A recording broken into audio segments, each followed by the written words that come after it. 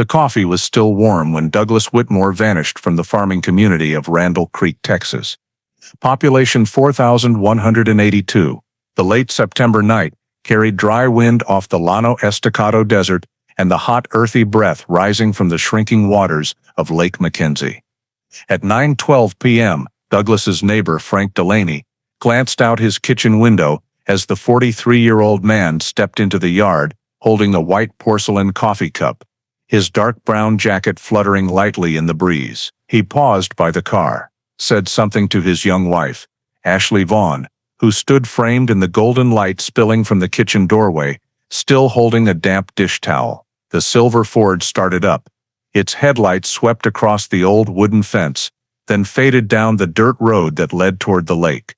The neighbor stood motionless, watching the taillights disappear into the dry, heavy darkness. What happened in the next 47 minutes would haunt Randall Creek for nearly 2 decades. Before we dive deeper into the story, don't forget to subscribe to the channel and hit the notification bell so you don't miss the latest cases. Texas, 1991. The Panhandle was scorched by a lingering summer.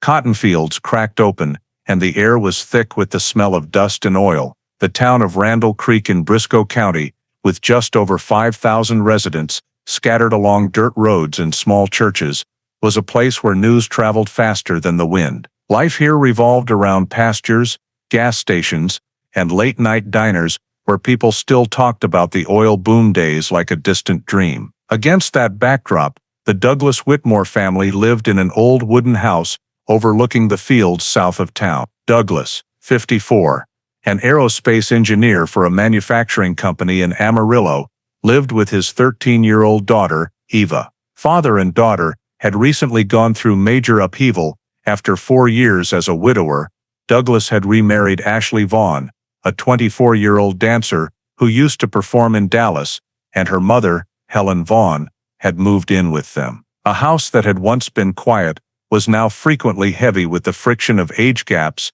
habits, and temperaments. Neighbors occasionally heard shouting drift out on stifling nights, mostly about money and the care of little Eva. On September 27th, the heat still lingered, dry wind rattling through the oaks on the porch, and the air inside the Whitmore house was thick with tension. As the sun dropped behind the hills, another argument erupted in the living room, Douglas's voice low and weary, Ashley's sharp and clipped. Eva stood on the stairs, unable to make out exact words, only the sound of something crashing. Moments later, the front door slammed, then the silver Ford's engine roared to life, headlights flashing across the windows before vanishing down the dirt road toward the outskirts. That night, the house fell into prolonged silence. Eva slept fitfully. Ashley sat in the living room until late. The next morning, early sunlight filtered through the curtains, a cold coffee cup on the table, Douglas's jacket still hanging on the hook by the door, his wallet and wristwatch on the shelf. No sign he had returned during the night. By noon, co-workers called. He had never missed a day of work. Eva came downstairs, looked around the empty house, and asked her stepmother if she'd heard from her dad. No answer. The Ford was gone from the garage. No note. No indication he had left willingly. In the stretching silence, Ashley finally picked up the landline and dialed the local sheriff's office. The missing person call from the Whitmore family was logged that morning, launching a case that would shake the entire town of Randall Creek. The dispatcher, accustomed to calls about domestic disputes or lost livestock, took the report with slight hesitation. Missing male 54 years old, left home the previous night, has not returned. Vehicle also missing from the garage. The initial file was immediately forwarded to Deputy Sheriff Raymond Keller, who oversaw the southern part of Briscoe County. Keller was at a highway patrol post near Route 207, reviewing the daily reports, when the call came in. He turned his cruiser around and headed straight for Randall Creek. En route, he radioed the dispatcher for confirmation. The person reporting was the victim's wife, Ashley Vaughn Whitmore, who had moved to town less than a year earlier. The dirt road to the Whitmore place saw almost no traffic. Only a few fresh tire tracks remained in the red sand, wind already whipping thin veils of dust across them. When Keller pulled up shortly after 1 p.m., The front door was ajar but not locked. He knocked, announced himself, and Ashley opened the door, face calm, hair hastily tied back, thick sweater slightly wrinkled at the cuffs. Keller asked to come inside and surveyed the living room, dining table tidy, cold coffee cup on the side table, morning newspaper still in its plastic wrap, curtains half drawn, letting light stripe the wooden floor. No signs of a struggle or disturbance. He continued down the hallway, checked the bedroom, bed made, closet slightly open, Douglas's jacket still on its hook, leather wallet, wristwatch, and spare keys on the dresser. Outside the window, the garage was empty, but fresh tire marks were visible on the concrete. Keller jotted every detail in his notebook. No signs of forced entry or struggle, personal items untouched. Vehicle, silver Ford, missing. He asked Ashley when she last saw her husband.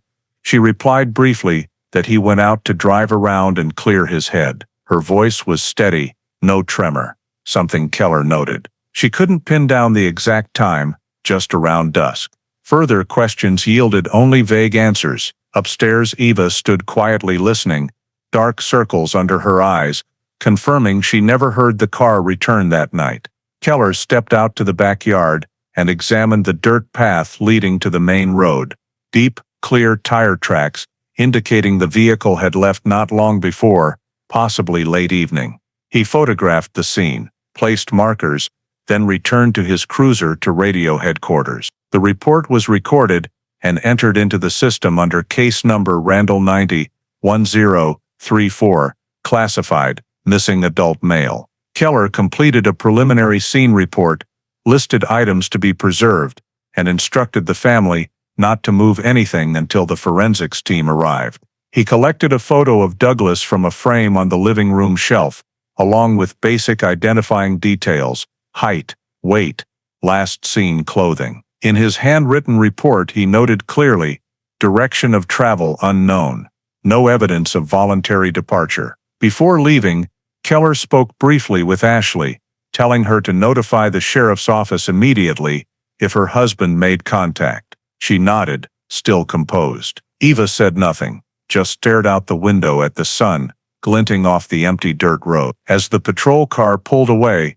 Keller glanced in the rearview mirror, the house shrinking in a cloud of red dust, silent amid the barren plain. In his logbook, he wrote the final line of the day, no indication of criminal activity at scene. Case temporarily classified as missing person, unknown cause. Recommend expanded search begin at first light, starting along the route toward Lake Mackenzie. The next morning, as the first rays of sunlight struck the tin roofs on the south side of Randall Creek, Deputy Sheriff Raymond Keller was already at the county sheriff's office, preparing the search plan. The Whitmore missing person report had been escalated to county level overnight, and per protocol, an official search was launched 24 hours after the person was reported missing. Keller called in 3 additional local officers and mobilized a 6-person volunteer team from the town's civil rescue unit, including 2 farmers who lived near Lake Mackenzie and knew the terrain well. He spread out a Briscoe County topographic map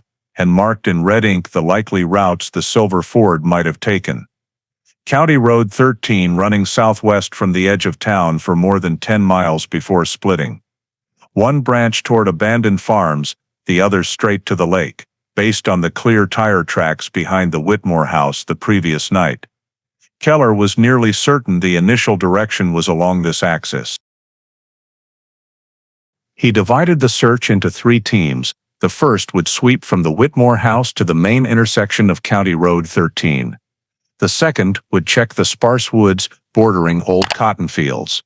The third, led by Keller himself, would head toward Lake Mackenzie, the natural endpoint of the route.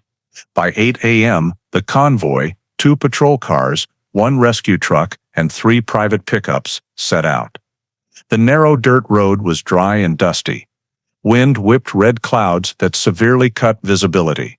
Keller drove lead, marking coordinates on a paper map since GPS was still rare in rural Texas in 1991. Along both sides of the road, he had every unusual tire mark or skid photographed. After nearly 3 hours, they found nothing conclusive beyond a few small shards of glass. likely from old accidents. Near noon, the teams paused beside a shuttered gas station. The owner of a nearby diner, Larry Hodge, said that on the evening Douglas vanished, around 10 p.m., he had seen a silver Ford heading toward Lake Mackenzie, but couldn't be sure who was driving because the headlights were blinding. The statement was recorded and signed. The first witness evidence confirming the victim's specific direction of travel. Keller narrowed the primary search zone from the witness sighting to the eastern shore of Lake Mackenzie. He ordered temporary warning signs posted along the route and restricted traffic to preserve any remaining traces. That afternoon, with temperatures topping 30 degrees Celsius, 86 degrees Fahrenheit, the teams returned with no new finds. Keller set up a tent beside the road to store evidence and staked out a 3-mile radius from the witness point. In his notebook he wrote, "Target identified silver Ford, male driver, heading southwest, Lake Mackenzie. Next step, expand ground and lakeshore search." As the sun dipped low, golden light slanted across the murky lake and dry wind rippled thin dust across the surface. Keller stood on a rise looking down at the wide water. No clear traces, only the feeling that somewhere beneath the mud and wind, the answer waited. He returned to the command tent, signed the Day 1 closure report, then marked a final red X on the map, establishing the priority zone. The strip along County Road 13 to the eastern edge of Lake Mackenzie, an area to be thoroughly examined the next morning. At dawn, the next day, the search teams returned to Lake Mackenzie. Thin fog still clung to the water, and yesterday's tire tracks from the teams remained visible on the ground. Deputy Keller arrived early, directed cleanup of the command area, and reorganized the teams. The day's focus was a meticulous sweep of the entire dirt slope, leading down to the eastern shore. The spot marked with the red X the day before. 3 officers and 2 volunteers carried metal detectors and measuring tapes, checking every meter. A little after 8, with the sun just clearing the oak trees, 1 volunteer spotted unusual tire tracks running parallel to the main road for about 40 meters before abruptly stopping at the lake's edge. The tracks were deep, the rear grooves were markedly deeper than the front, suggesting the vehicle braked hard or skidded slightly before stopping. Keller knelt to examine them, measured the track width, and confirmed it matched the tire pattern of a Ford F-150. The exact model Douglas Whitmore owned. He immediately ordered the area cordoned off with rope, wooden stakes, and yellow caution tape. While forensics photographed the scene, Keller followed the tracks right to the water's edge. The soil there was softer, with deep depressions indicating something heavy had pressed down, but there were no long skid marks leading into the lake, just a few short drag marks of unclear direction. About 3 meters away, an officer picked up a small glittering shard of glass in the dry mud. In the sunlight it flashed silver. Its curved edge suggested part of an automotive headlight lens. Keller had it bagged and labeled Evidence 01. Continuing the search nearby, he found a 6-centimeter beige fabric thread snagged on weeds right at the shore, the end frayed, possibly torn from clothing or car upholstery. It was sealed as Evidence 02. The team expanded the search radius, another 100 meters around the shoreline, but found nothing else significant. The lake surface was calm, the water reddish-brown from clay, sunlight revealing nothing submerged beneath. Keller radioed headquarters, requesting dive support, and noted in his report, "Tire tracks lead toward lake, stop at shore, no skid into water. Recovered glass shard and fabric thread, suspected related to Ford F-150. By midday, he had a temporary barricade erected, posted restricted area, investigation in progress, signs, and stationed an officer for overnight security. All evidence was transported to the county sheriff's storage, along with preliminary examination forms. Keller sat at the water's edge, studying the muddy smear left by the tracks. He surmised the truck had stopped here, very close to the lake, but then either turned around or disappeared in some way that wind and dust had since erased. He probed the mud with a metal rod and found it unusually soft and deep, as if recently disturbed by something heavy. He recorded the detail in red ink, underlined it, and marked possible prior vehicle contact with lake edge. When forensics wrapped up that afternoon, Keller ordered panoramic photos taken from a high vantage with a telephoto lens for the file. He signed the day's closure report, confirming the eastern shore of Lake Mackenzie as the first location with direct evidence tied to Douglas Whitmore's disappearance. Before leaving, he looked back at the broad lake, wind making small waves slap the shore, the sound of water mixing with the monotonous hum of insects and dry grass, then closed his notebook, locked the cruiser, and ordered the area fully sealed as an official crime scene perimeter. The following day, the search was upgraded to county-wide scale with rescue teams, professional divers from Amarillo, and an aerial support helicopter. Deputy Keller was on site before dawn, watching thick fog blanket Lake Mackenzie, while the wooden stakes marking the tire tracks still stood. Under his direction, technicians set up additional command tents, temporary radio systems, and clearly divided zones for shore, water, and treeline areas. At 6 a.m., the first helicopter lifted off, scanning the entire lake, taking wide-angle photos, and relaying live footage to the command tent.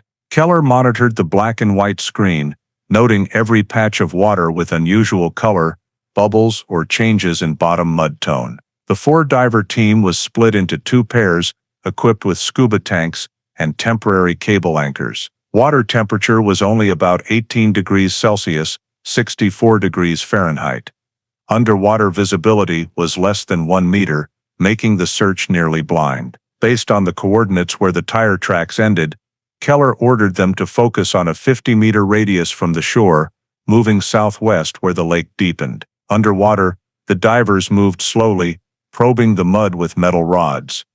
Any unusual object was marked with a surface buoy. On shore, Keller coordinated with two officers monitoring helicopter footage to adjust search zones based on buoy locations. After more than 2 hours, results were discouraging. Recovered buoys only yielded small metal scraps, rusted oil cans, and driftwood.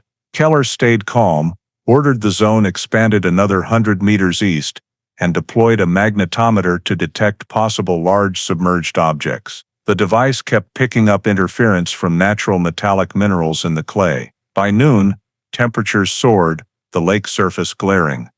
The helicopter paused operations. The divers took a break and reported the lake bottom was uneven, mud nearly a meter thick. Any object that fell in would be extremely hard to spot visually. Keller logged the situation, paused the dive to collect mud core samples for compaction analysis to assess possible burial of an object. While awaiting results, he and two officers walked the western shore doing manual checks. About 70 meters from the tire track site, near tall weeds, a volunteer uncovered something almost completely buried in mud. Dug up, it was a men's leatherwork boot, toe scuffed, sole caked with dried mud. Keller, wearing gloves, examined the inside. Nothing but fine dirt, leather sun-faded but stitching still solid. He had the evidence officer measure it. The length matched the size 10 Douglas Whitmore was known by family to wear. It was sealed as Evidence 03, photographed in place, and taken to the command tent for later comparison. No other traces in the remaining area. Broken weeds and a few old footprints were too degraded to determine timing or direction. Rescue teams continued until late afternoon, but recorded only empty results. No vehicle parts, no large objects, no blood or additional personal items. Keller closed the day with a summary report, stating clearly, Lake Mackenzie, East Shore, coordinates 34.516.101.16, 1, no motor vehicle or large metallic object located. One item recovered, men's leather boot, used condition, sealed as Evidence 03. He stood quietly looking over the lake as the sky turned bronze. The water lay mirror still, rippling only occasionally in the wind. The rows of wooden stakes marking the scene grew smaller in the fading light, their reflections shimmering on the reddish-brown surface. Keller closed his notebook, locked the mobile file cabinet, and ordered the teams to withdraw for the night, leaving the area undisturbed.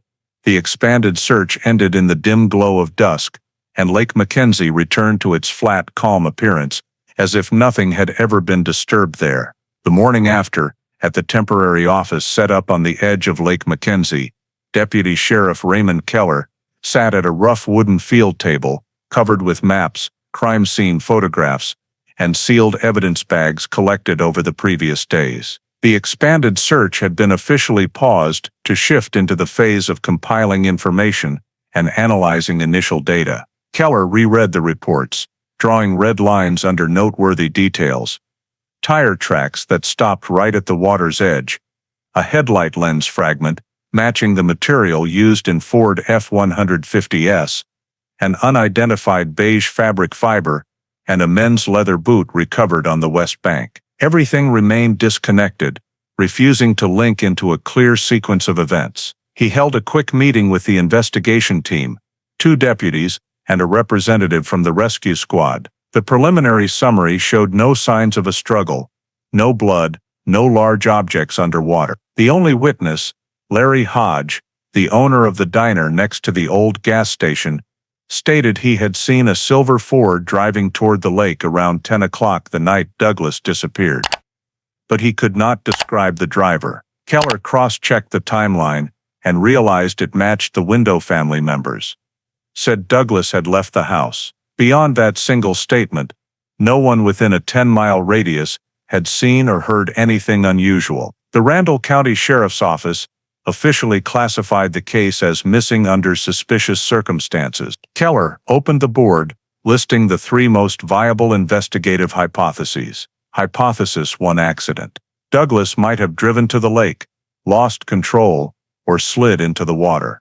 However, divers and metal detectors had found no object the size of a vehicle within the search radius. The tire tracks stopped at the edge, with no deep skid marks, indicating the truck had plunged in, and if it had, the lake bottom mud would have shown significant compression marks. This hypothesis was therefore rated low probability. Hypothesis 2: voluntary departure. Similar cases had occurred in Texas when middle-aged men walked away after family conflicts. Douglas's profile, however, showed he took no identification, cash, or clothing.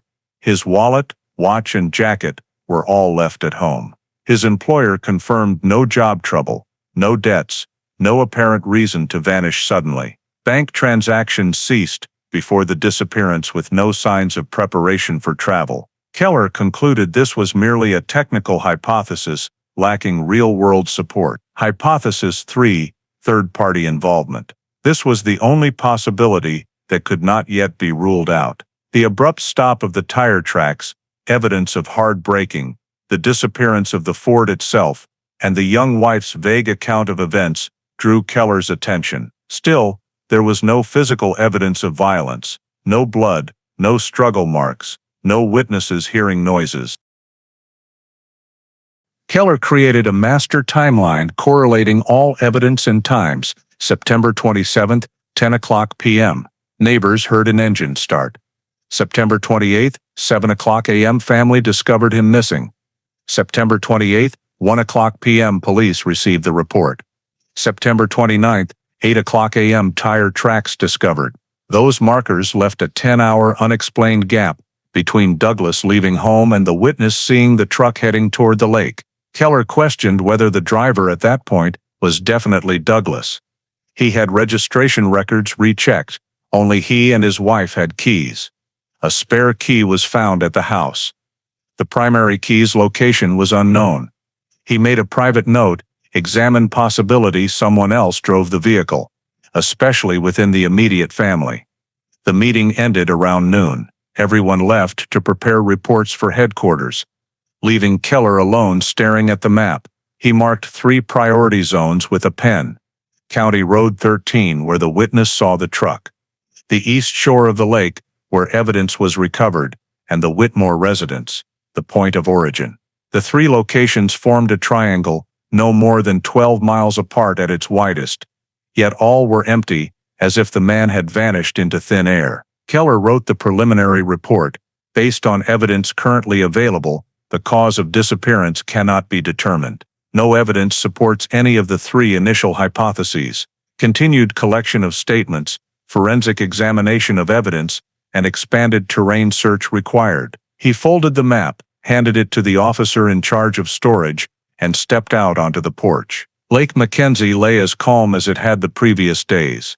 Wind rustled through the reeds, and the water shimmered brownish copper. Beneath a clear sky, only faint traces remained that people had tried to read for meaning, yet none answered the biggest question: where Douglas Whitmore had gone, and what had happened to him in this arid land. That same afternoon, after finalizing the summary report on the 3 investigative hypotheses, Deputy Sheriff Raymond Keller decided to conduct a formal interview with the victim's wife, Ashley Vaughn Whitmore. The interview took place in the small office of the Randall Creek Sheriff's Substation, about 15 miles from the scene, in a white-painted cinder block room containing only a wooden table, 2 chairs, and a tape recorder in the corner. Keller opened the file, reviewed the events of the past 3 days, then asked Ashley to confirm one last time when she had last seen her husband. She said that on the evening in question, around 9 o'clock, they had a minor argument about work and spending.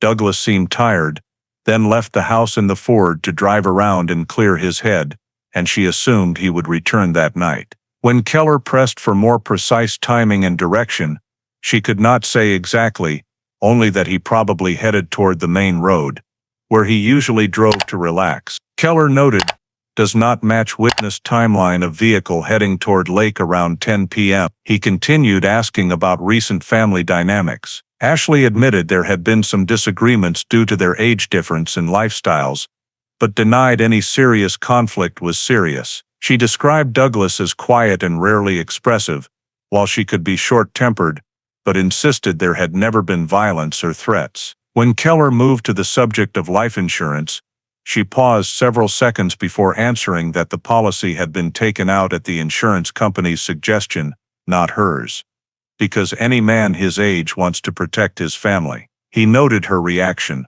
avoiding eye contact, shifting the topic to Douglas's job. Throughout the nearly 2-hour interview, Ashley remained calm, her voice steady, showing no visible emotion when the possibility of an accident was raised. Keller asked open-ended questions about her relationship with Douglas's daughter from his previous marriage. She replied that Eva still hadn't warmed up to a stepmother, but denied family tension could have led to anything extreme. He asked about the Ford keys. She said there was only one set and Douglas took it that night, but she didn't remember where the spare keys might be.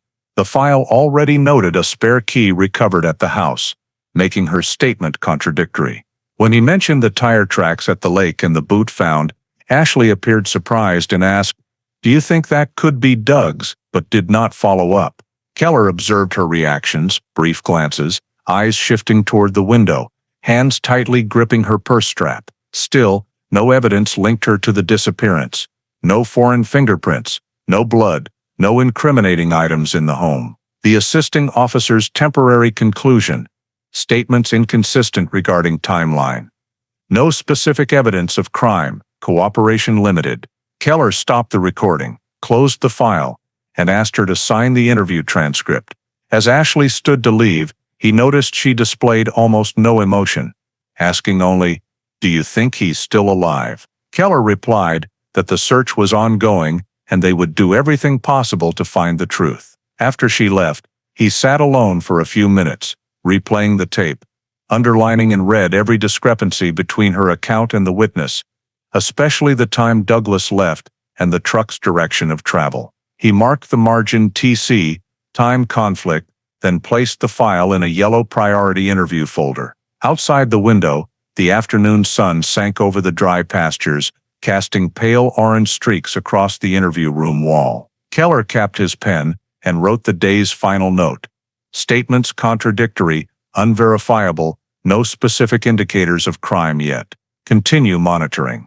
The morning after interviewing Ashley Vaughn Whitmore, Deputy Sheriff Raymond Keller returned to the county office to review administrative records and financial data related to the victim. He believed that when a disappearance leaves no physical trace, money is often the only thing that tells what was hidden. Keller contacted Amarillo First Bank, where Douglas Whitmore had held payroll and savings accounts for years. He obtained statements for the most recent 3 months. While reviewing them, Keller noticed an unusual transaction 2 days before the disappearance, a $9,000 transfer from Douglas's personal account to one in the name of Ashley V. Whitmore, noted only as household arrangement. The amount was nearly half Douglas's monthly salary, something colleagues said he had never done before. Keller immediately requested full statements for Ashley's accounts for comparison and submitted a court request for insurance records. That afternoon, Lincoln Mutual Life Insurance returned the file, a new policy signed September 6, 1991, just 3 weeks before the disappearance, valued at $250,000, with Ashley Vaughn Whitmore as sole beneficiary. Keller examined the signatures closely. The Douglas on the policy looked different from those on his driver's license and employment records. The initial D lacked its usual pressure, and the tail of the final letter formed an odd closed loop. He clipped photocopies of the insurance signature together with 3 known samples and sent them to the Texas DPS handwriting lab in Austin. While awaiting results, Keller continued gathering financial data. Douglas's credit card record showed regular payments, no bad debt, and no unusual spending except a $300 cash withdrawal at an ATM near the house. The afternoon he vanished. No further activity. Ashley's accounts told a different story in the last 2 weeks of September. Besides the $9,000 transfer, there was a $2,500 cash deposit of unknown origin made at a branch in Clovis, New Mexico, more than 2 hours' drive from Randall Creek. Keller marked the location and noted check possible interstate travel. He also asked the legal section to contact Douglas's employer regarding emergency contact updates. HR confirmed Douglas had changed the form in August, replacing his daughter Eva with Ashley. The same time frame the insurance policy was created. In his internal report, Keller wrote, "Coincidence of beneficiary changes and unusual transfer in the short period prior to disappearance requires clarification." By end of day, he received confirmation from Austin that the handwriting samples had been received. Preliminary results would take at least a week. Keller continued reviewing tax records and found another small but suspicious detail. The prior year, Douglas claimed his daughter as a dependent with no other dependents listed, yet the 1991 interim return added Ashley as beneficiary, filed just 2 weeks before he vanished. Although no direct evidence of crime existed, Keller saw that every recent financial adjustment revolved around Ashley in a very narrow window, as if rushed. He underlined in his notebook, "Financial motive, verify legitimacy of insurance contract." As darkness fell outside the office window, Keller compiled the day's summary report, highlighting 3 key points. 1. Existence of large new life insurance policy. 2. Discovery of irregular transfer immediately prior to disappearance.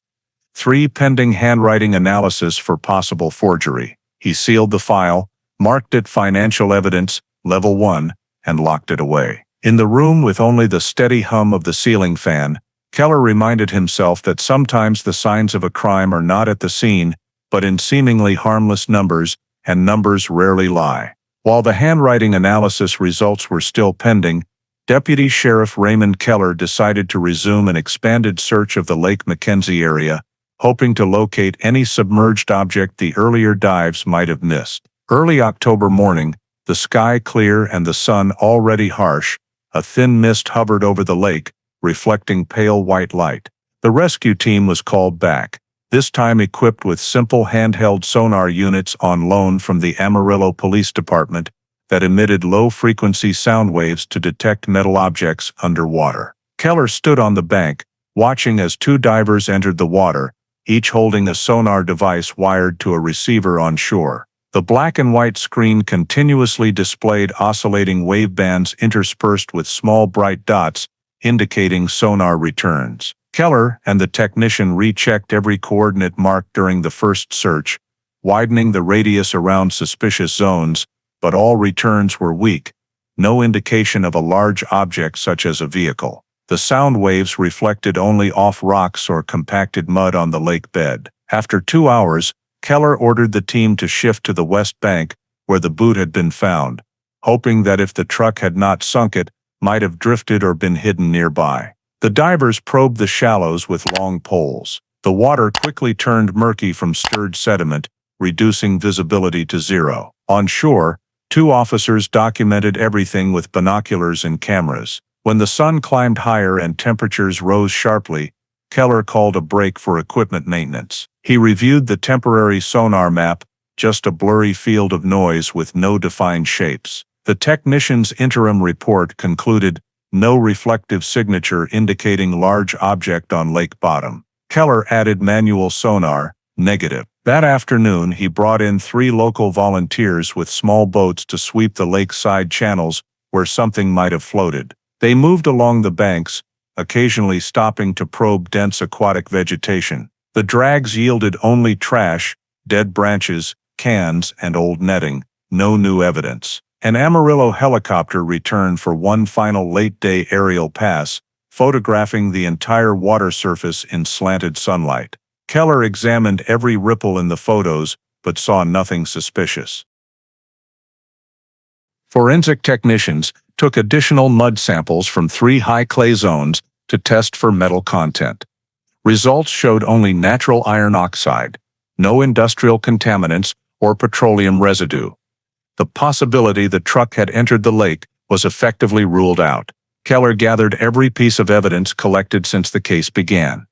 Headlight fragment, beige fiber, leather boot, tire track photos. Arranged chronologically, they still formed no coherent scenario. He ordered checks of 2 small creeks feeding the lake, sending search parties 10 miles downstream, again nothing. As the sun dropped low and wind whipped the water into chop, Keller stood watching the floating marker buoys bob uselessly and felt the full weight of a search now approaching 2 weeks with no progress. The day's closing report read, handheld sonar utilized to scan entire Lake Mackenzie area, average depth 4 to 7 meters, no object of vehicular size detected.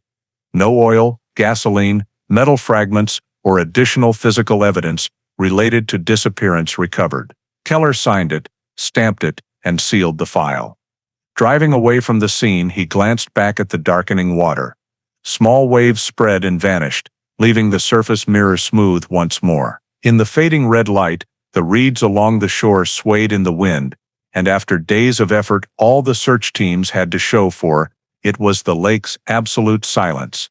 A silence that refused to yield any trace to answer the question the entire town of Randall Creek was waiting to hear. 2 months after the search operation at Lake Mackenzie concluded without results, no additional clues or new evidence emerged. The sonar scans, diver deployments, and even civilian volunteer teams all came to a halt in deadlock. Deputy Sheriff Raymond Keller returned to the Randall County office in early December with a nearly 300-page case file containing crime scene reports, photographs, witness statements, and all of Douglas Whitmore's financial records. He sat alone in his office, rereading every note he had written in red ink.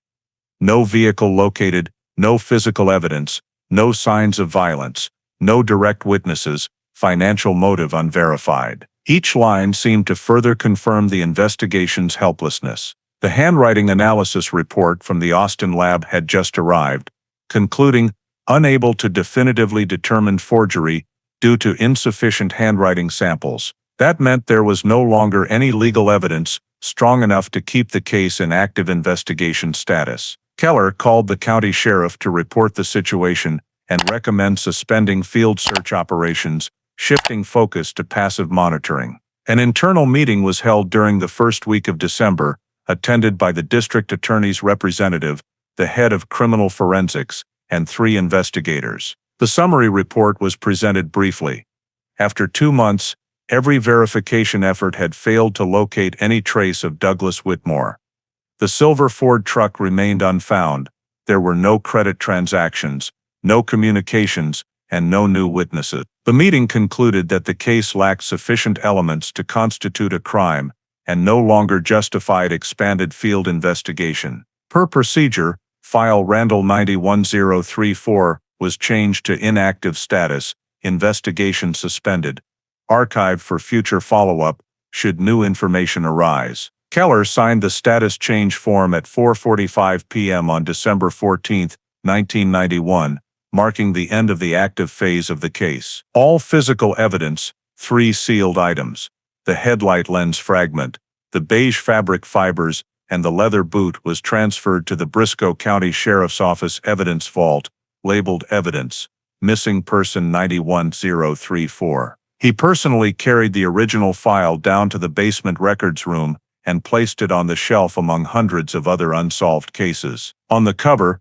the handwritten note in black ink, Douglas Whitmore, missing, September 1991, began collecting a thin layer of dust the moment he walked away.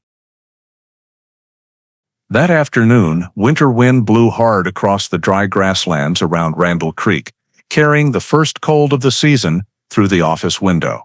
Keller stood at the glass, staring at the gray sky, feeling the emptiness that comes from closing a file he believed still held something undiscovered. In his final daily report to superiors, he wrote briefly, "No new results after 2 months of searching. All witnesses, evidence, and data have been reviewed. Insufficient basis to continue active investigation. File Randall 91034, changed to inactive status per Texas Department of Public Safety Regulation 73B. In the margin, in small red ink, he added one last line. Possibility Douglas Whitmore remains in the Lake Mackenzie area. No basis yet for verification. After submitting the file, Keller turned off the light, left the room, and walked down the empty hallway. The only sounds remaining were the flickering hum of the fluorescent lights and the wind whistling through the door cracks. On the desk, his half-full coffee cup sat cold, the file folder slightly ajar, the fresh red inactive stamp on the final page still wet. Outside, winter night settled over the town, and Douglas Whitmore's disappearance was officially filed among the list of unresolved stories in the Briscoe County records. 17 years passed since file Randall 91034 was closed. In that time, the town of Randall Creek seemed to have forgotten Douglas Whitmore's disappearance. Only a few old notes remained in the basement archives of the Briscoe County Sheriff's Office. Then, in the summer of 2008, Texas experienced its most severe drought in decades. Average temperatures exceeded 100 degrees Fahrenheit, and rainfall over 3 consecutive months hit record lows. Lake Mackenzie, the region's main water source, steadily receded, exposing wide cracked mudflats under the blazing sun. Fishing boats were stranded in the mud, and areas once more than 6 feet deep were reduced to bare bottom. It was under those conditions, on the morning of August 22, 2008, that 2 local fishermen, brothers Tom and Gerald Sloan, while dragging nets in the southern part of the lake, spotted a strange metal object protruding from the dried mud. At first, they thought it was an abandoned tractor frame, but as they approached, the uniform curve and sheer size made them suspect it was a vehicle body. Tom took photos with his cell phone and sent them to a friend on Lake Patrol. Within hours, the information reached the Briscoe County Sheriff's Office. The current deputy sheriff, Dale Morris, immediately reported to County Dispatch and sent officers to the scene. When the first team arrived, the sun was directly overhead, and the dry heat caused the cracked mud to release its distinctive clay smell. The exposed metal section stood about 8 inches high, paint flaking silver, deep rust patches, yet the shape of doors and roof pillars was still recognizable. In the light, the curved body reflected a faint silver sheen enough for technicians to identify it as a light-duty truck body, very likely a Ford from the early 1990s. A rescue worker waded in, probed around with a metal rod, and discovered a larger structure buried beneath the mud. He immediately placed marker stakes, cordoned off a 5-meter radius, and requested orders to secure the scene. That same afternoon, the Briscoe County Sheriff's Office issued an official notice opening a scene investigation regarding a submerged mechanical object in Lake Mackenzie. At the 5 p.m. emergency meeting, the sheriff reviewed old files for accidents or disappearances in the area, and Douglas Whitmore's name came up first. When the archivist opened the basement cabinet, the thick, dust-covered file with the red inactive stamp appeared, still containing the 3 original lakeside photos, scene diagram, and Deputy Raymond Keller's 1991 closing report. The final sentence of that report read, "Possibility Douglas Whitmore remains in the Lake Mackenzie area. No basis yet for verification." That observation suddenly became highly relevant. That same night, file Randall 91034 was moved back to the sheriff's desk and officially reactivated under the cold case reactivation procedure. Order 2008-BR-017 was signed, assigning lead investigator Deputy Sheriff Dale Morris, with support from the Amarillo Criminalistics Lab. By the next morning, part of Lake Mackenzie was sealed off, security fencing erected, and signs posted reading investigation site. No entry. Local media quickly arrived and filmed the area where the metal frame had been found. Beneath the shallow mud, the object's outline became clearer as the sun rose, revealing the shape of a pickup truck. Keller, long retired and living in Lubbock, received a phone call informing him of the new discovery. While he listened in silence, younger officers prepared the recovery plan. Rescue teams were mobilized with track excavators and steel cables to pull the object from the heavy mud. The Briscoe County Sheriff's Office set up a temporary command post on the shore, labeled Operation Mackenzie Recovery. The harsh drought that had caused residents misery all summer had inadvertently uncovered a mystery buried for nearly 2 decades. And with the metal frame strongly presumed to be the vehicle missing since 1991, file Randall 91034 was officially reopened, marking the beginning of a new investigation into a case long thought forgotten. On the morning of August 24, 2008, 2 days after the metal object was discovered, recovery operations officially began under the supervision of the Briscoe County Sheriff's Office and the Amarillo forensic team. The Texas sky remained blinding white, dry wind carrying red dust from the southern fields down onto the dried lake bed. Deputy Dale Morris was on site before 6 a.m., directing the erection of security fencing, setting up the command tent, and positioning excavators and mobile cranes. Layers of hardened mud were carefully scraped away to avoid damaging whatever lay beneath. After more than 2 hours, the roof of the vehicle began to emerge. Silver paint faded to gray, streaked with red rust and thick dried algae. By around 10 a.m., nearly the entire frame was visible. Under the harsh sunlight, the word Ford on the tailgate was faint but legible. An officer wiped mud from the license plate. The characters emerged, TX3N7245. The number matched exactly Douglas Whitmore's vehicle registration in file Randall 91034. Dale Morris read the plate aloud and signed the confirmation. Vehicle confirmed. Ford F-150. Registration TX3N7245. The recovery team then attached steel cables around the chassis and used the crane to pull the truck from the mud. As the body rose, murky water streamed out and ran across the cracked ground. The frame remained largely intact, but the windshield was completely shattered. The driver's door dented, the handle broken, and the passenger door seized shut. When they finally pried it open, the smell of mud and rust poured out, the distinctive odor of something submerged for years. Inside, the upholstery was almost completely rotted, seat leather disintegrated, metal parts stained. A Colt .45 pistol lay on its side on the floor between the seats, the black metal dulled but the serial number still clear. Dale Morris, wearing gloves, picked it up, sealed it, and labeled it, Evidence Item 01, 2008. Behind the passenger seat, in the glove compartment, they found an old cassette tape, label faded, handwriting barely legible, only a few characters readable. AUG 91. The tape was placed in sealed bag number 2. Additionally, hanging from the fallen rearview mirror was a thin metal bracelet, engraved with the initials, AV, suggestive of Ashley Vaughn. Morris ordered photographs of every item in its original position before collection. No wallet, documents, or other personal items were present in the cab, and most importantly, there were no human remains. The driver's seat was empty, the floor mat pushed forward, the passenger side buried under thick mud. The forensic team scanned with UV light for biological traces, but found no blood or soft tissue.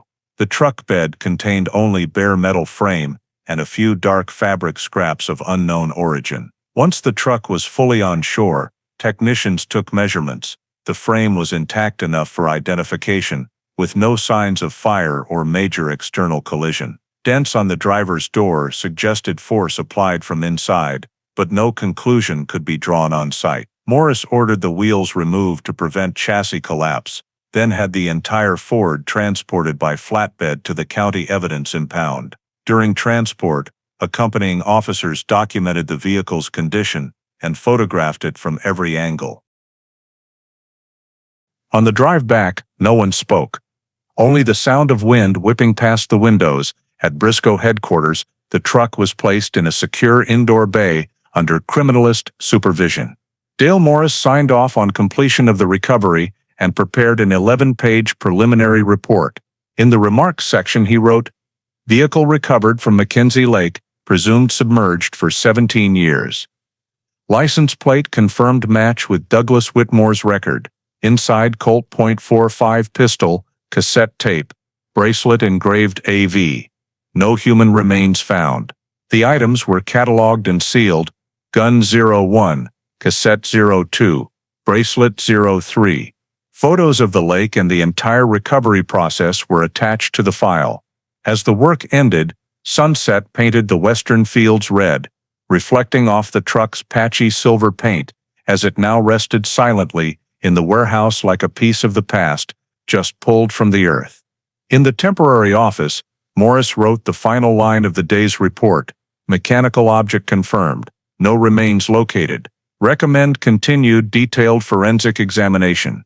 And with the new designation, Randall 91034R, the case officially entered its reactivation phase after 17 years buried beneath Lake Mackenzie's mud.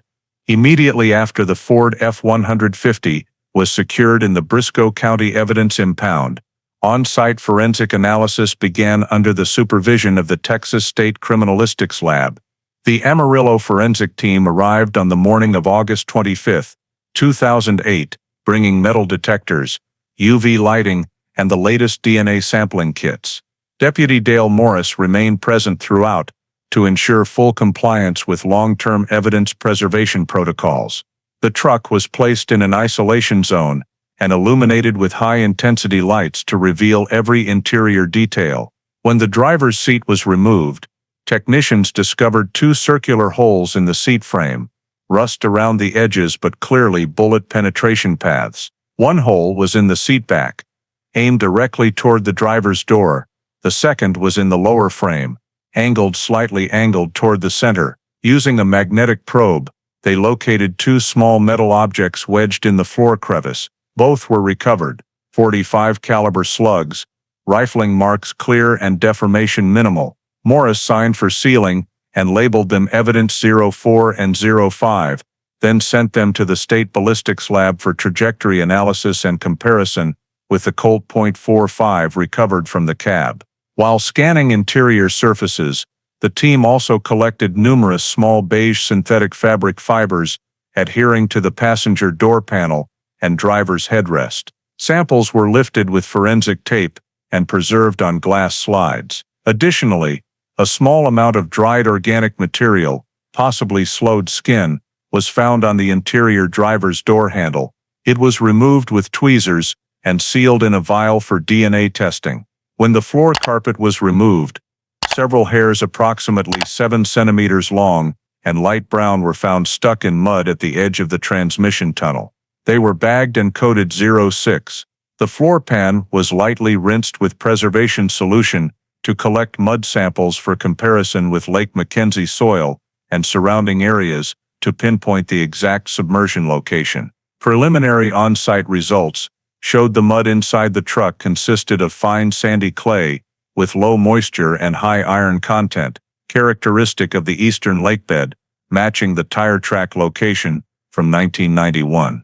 The driver's door paint showed two small dents consistent with .45 caliber impacts, direction from passenger side to driver's side, supporting the possibility the gun was fired from the right seat toward the left inside the cab. The team reconstructed the trajectory with laser lines, horizontal path, approximately 80 centimeters above the floor, Origin at the passenger seat, terminus embedded in the driver's seat frame. No evidence of external impact, ruling out shots fired from outside the vehicle. After more than 7 hours, the entire interior was dusted for latent prints using fluorescent powder, but no complete prints were recovered due to prolonged water exposure.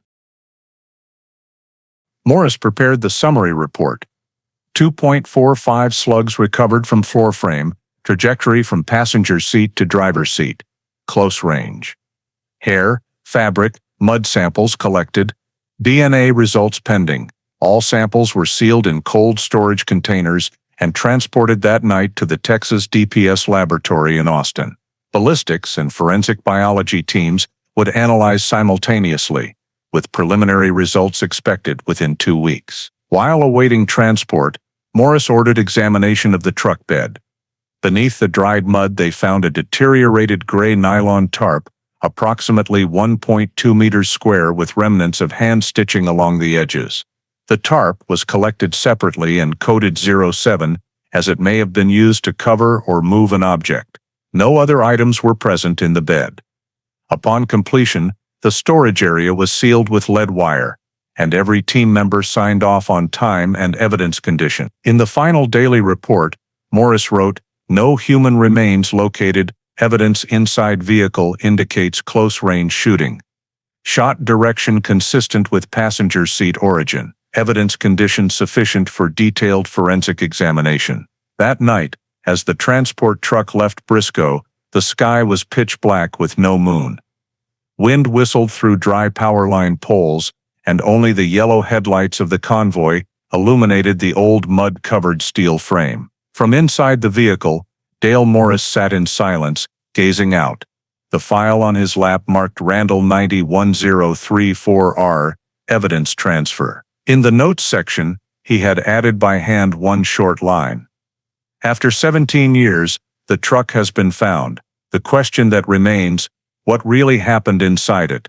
The forensic report from the Texas DPS laboratory in Austin was returned to Briscoe County on the morning of September 10, 2008, 2 weeks after the samples from the Ford F-150 had been shipped out. The 36-page report, stamped confidential for investigative use only, confirmed that the DNA analyses had been completed and compared against the state database. In the summary section, the technicians wrote, "Hair sample designated 06, collected from the floor crevice between the driver's seat and transmission tunnel, matches completely with the DNA profile in the civil file of Ashley Vaughn Whitmore, female, born 1967. This result was determined with 99.97% certainty, ruling out random coincidence." The report also noted that beige fabric fibers recovered from the passenger door contained synthetic threads identical to those commonly used in women's clothing, inconsistent with men's garments. Meanwhile, the 2.45 caliber bullets analyzed displayed rifling marks that matched perfectly with the Colt .45 found inside the vehicle,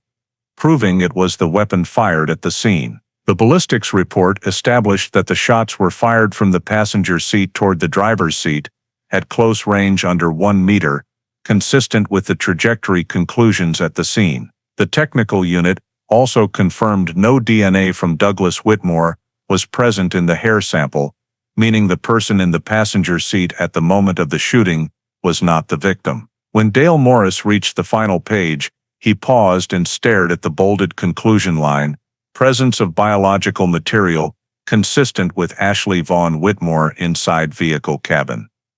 Probable contact with firing position." This was the first direct evidence linking the wife to the interior crime scene, something no one had been able to establish in the previous 17 years. At the same time, mud sample analysis confirmed the truck had been submerged in the eastern section of Lake Mackenzie, exactly where tire tracks had been discovered in 1991. All this new data was compiled into a report sent to the Briscoe County District Attorney's Office. That same afternoon, an emergency meeting was held at headquarters, attended by Deputy Sheriff's Deputy Dale Morris, the District Attorney, and 2 representatives from the State Investigative Division. After reviewing all the documents, the District Attorney declared, there was now sufficient basis to reclassify the case from missing person to homicide investigation. The official timestamp entered into the file read 3:40 p.m., September 10, 2008, case Randall 91034R, changed to criminal homicide investigation status. An order to fully reopen the entire file was signed and forwarded to all relevant units, including a list of personnel recommended for assistance. On that list, the name Raymond Keller, retired deputy sheriff since 1999, was specially marked with a note prior investigator, technical advisory role. When Dale Morris called Keller's home in Lubbock to inform him, there were several seconds of silence on the line before the old man answered in a raspy voice, "I knew this day would come." The next day, Keller drove his old sedan back to Briscoe County after nearly 10 years away from the job. The office was the same as ever, only a few faces had changed. He shook Morris's hand in the conference room, looked at the photograph of the Ford being pulled from the mud, and said simply, "If her DNA is in that truck, nobody else could have pulled the trigger." The meeting lasted more than 2 hours. Keller was tasked with reviewing every original 1991 file, cross-referencing it with the new evidence to reconstruct the timeline. He began by re-examining the old scene examination reports, paying particular attention to the notes, no signs of struggle inside the residence, and fresh tire tracks on the dirt path. Those two details now carried different meaning, because the vehicle's movement could have been carried out by a second person. In Morris's supplemental report, a new note was added. Based on DNA and ballistics evidence, high probability the incident constitutes homicide by handgun inside victim's vehicle. Shooter possesses DNA matching Ashley Vaughn Whitmore. The district attorney approved requests to expand investigation into Ashley's background, including immigration records, financial records, and any residence information after 1991. In the records room, Keller opened the old folder he himself had created, where he had once written in red ink, "Possibility Douglas Whitmore still in Lake Mackenzie area, no basis to confirm." That note now sat beside freshly printed text, "Vehicle recovered, DNA match to spouse." 27 years on the job kept Keller from showing emotion, but as he looked out the window at the parched land outside, he knew the case he once thought closed was opening again, and this time everything would be seen through to the end. That afternoon, an internal bulletin was issued. Randall 91034R reopened. Classification: Homicide Investigation. Case Officer Dale Morris, Technical Advisor Raymond Keller. With their signatures side by side beneath the heading "A case that time had seemed to erase" officially returned to the investigative table, with the first evidence strong enough to completely change the direction of the entire file. Immediately after case Randall 91034R was reclassified as a criminal homicide, the Texas DPS Technical Divisions coordinated a detailed ballistics and trajectory examination based on evidence recovered from the Ford F-150. The first report, sent from the State Ballistics Lab on September 18, 2008, confirmed the 2.45 caliber bullets recovered from the seat frame and floorboard rifling marks that matched 100% with the Colt .45 found in the cabin.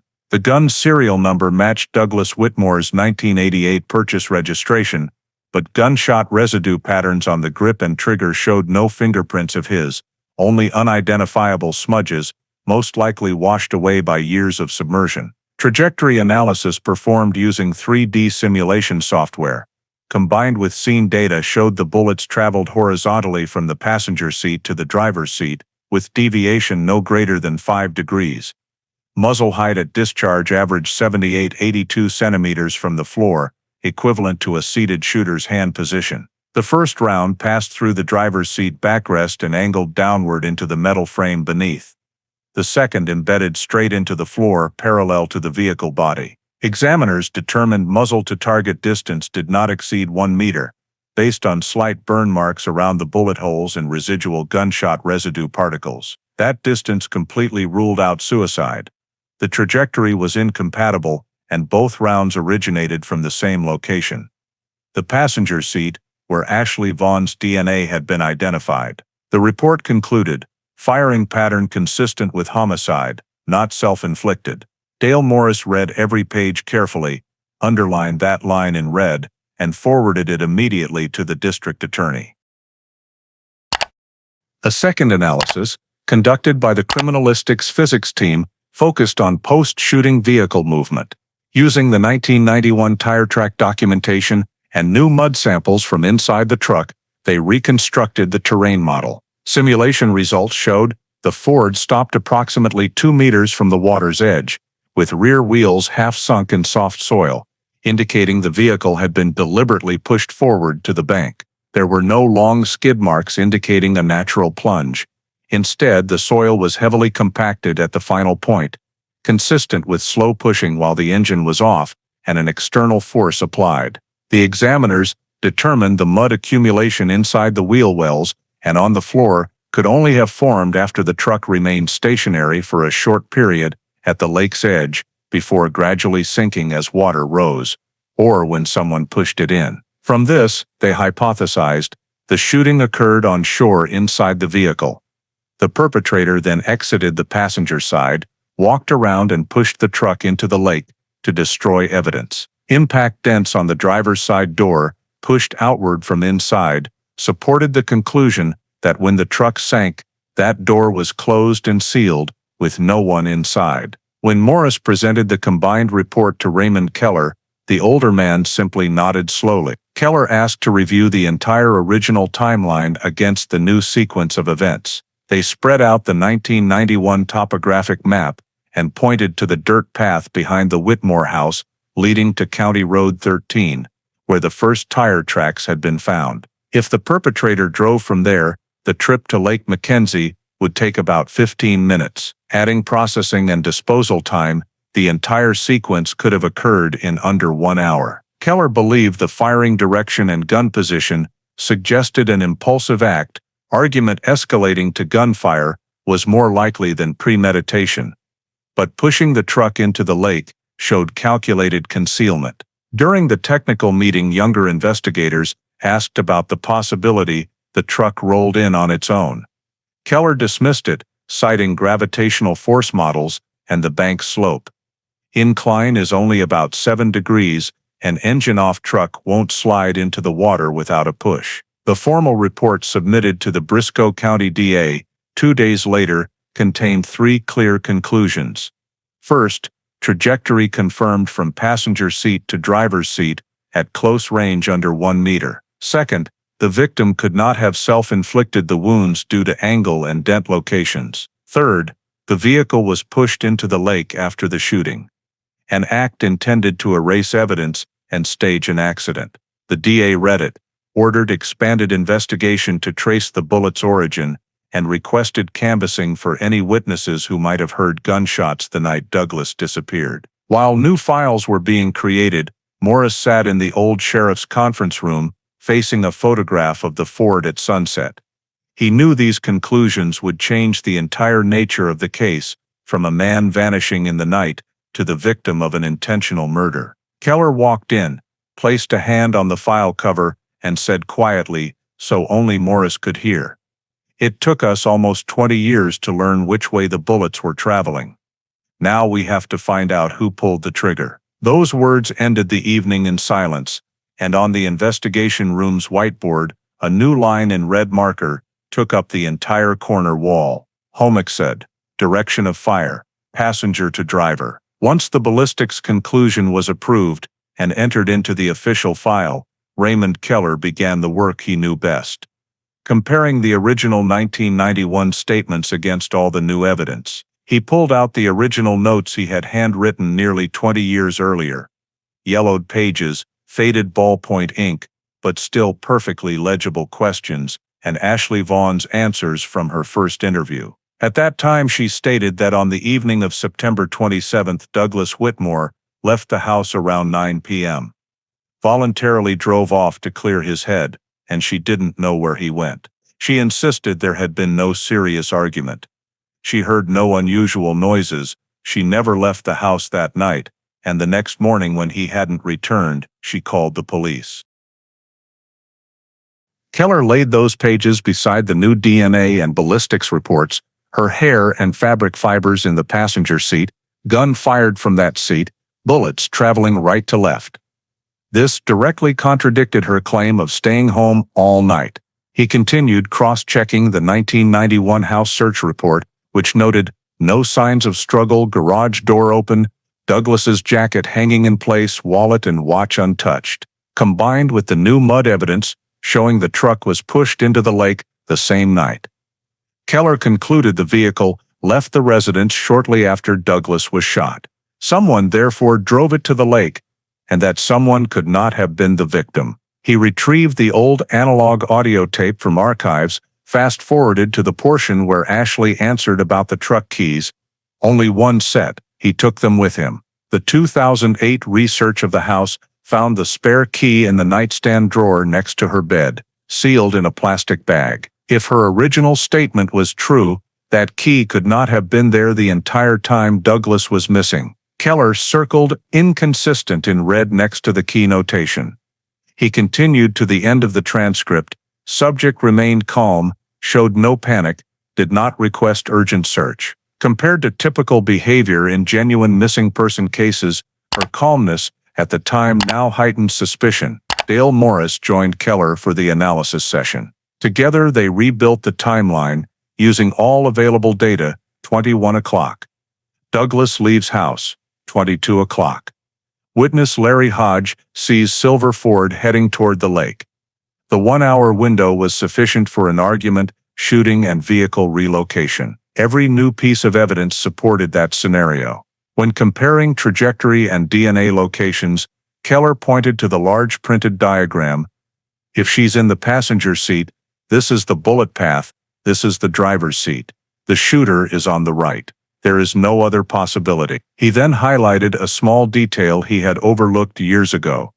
In the original scene photos, the passenger side house door showed paint scratches, consistent with a key scraping when slammed shut. When matched to the truck model, those scratches aligned with the height of the driver's side exterior handle. It was highly likely the truck had been parked close to the front door before leaving, consistent with the current theory that the perpetrator drove it out via the back trail.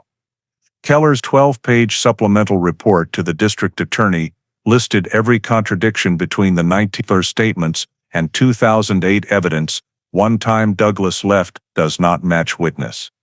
2 claim never left the house that night, contradicted by her DNA and fibers in the truck. 3 spare key found dusty in her bedroom drawer, indicating it had been stored there.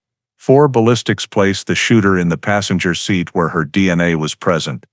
5 push direction and lake bank terrain rule out accident entirely. The report concluded, 1991 testimony no longer accurate by current investigative standards, indicates concealment of actions. When Morris finished reading, he was silent, nodded and signed the last page. That same day the district attorney signed an update, testimony 1991 invalidated. Witness subject to re-interview. Internally, the investigators agreed the statement contradictions had opened an entirely new direction for the case. Keller gathered the documents, placed them in a sealed evidence folder, and labeled it confidential, review completed. He sat quietly for a moment in the office, looking at the photograph of Douglas Whitmore on the desk while late afternoon light cast long shadows across the floor. The words he had written nearly 20 years earlier had now become evidence against the very woman he once treated as the only witness. In his new notebook, Keller wrote 3 words in the margin of the first page. False statement, confirmed.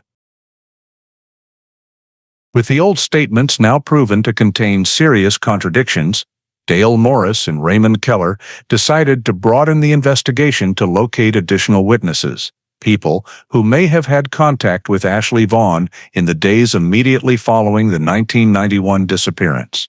The county archives provided a list of auto service businesses operating within a 30-mile radius of Randall Creek at that time. Of the 8 shops still in existence, only one was still run by its original owner, Salazar's Auto Repair in Silverton, 12 miles north of Lake Mackenzie. Keller and Morris visited the owner, Hector Salazar, now in his 60s, who had been fixing vehicles for 4 decades. In the small, oil-scented waiting room, Hector recognized the name Whitmore instantly, saying he remembered it like it was yesterday, because a female customer had asked for a very strange repair. He recounted, She brought in a silver Ford, said the driver's door was jammed, and she wanted it welded shut because it wouldn't open.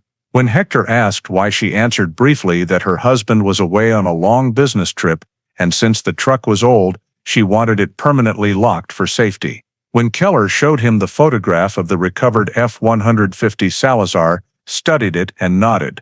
"That's the exact truck I remember, because I used an aluminum alloy torch to weld the broken handle area." According to him, the woman came to the shop 3 or 4 days after the disappearance was reported.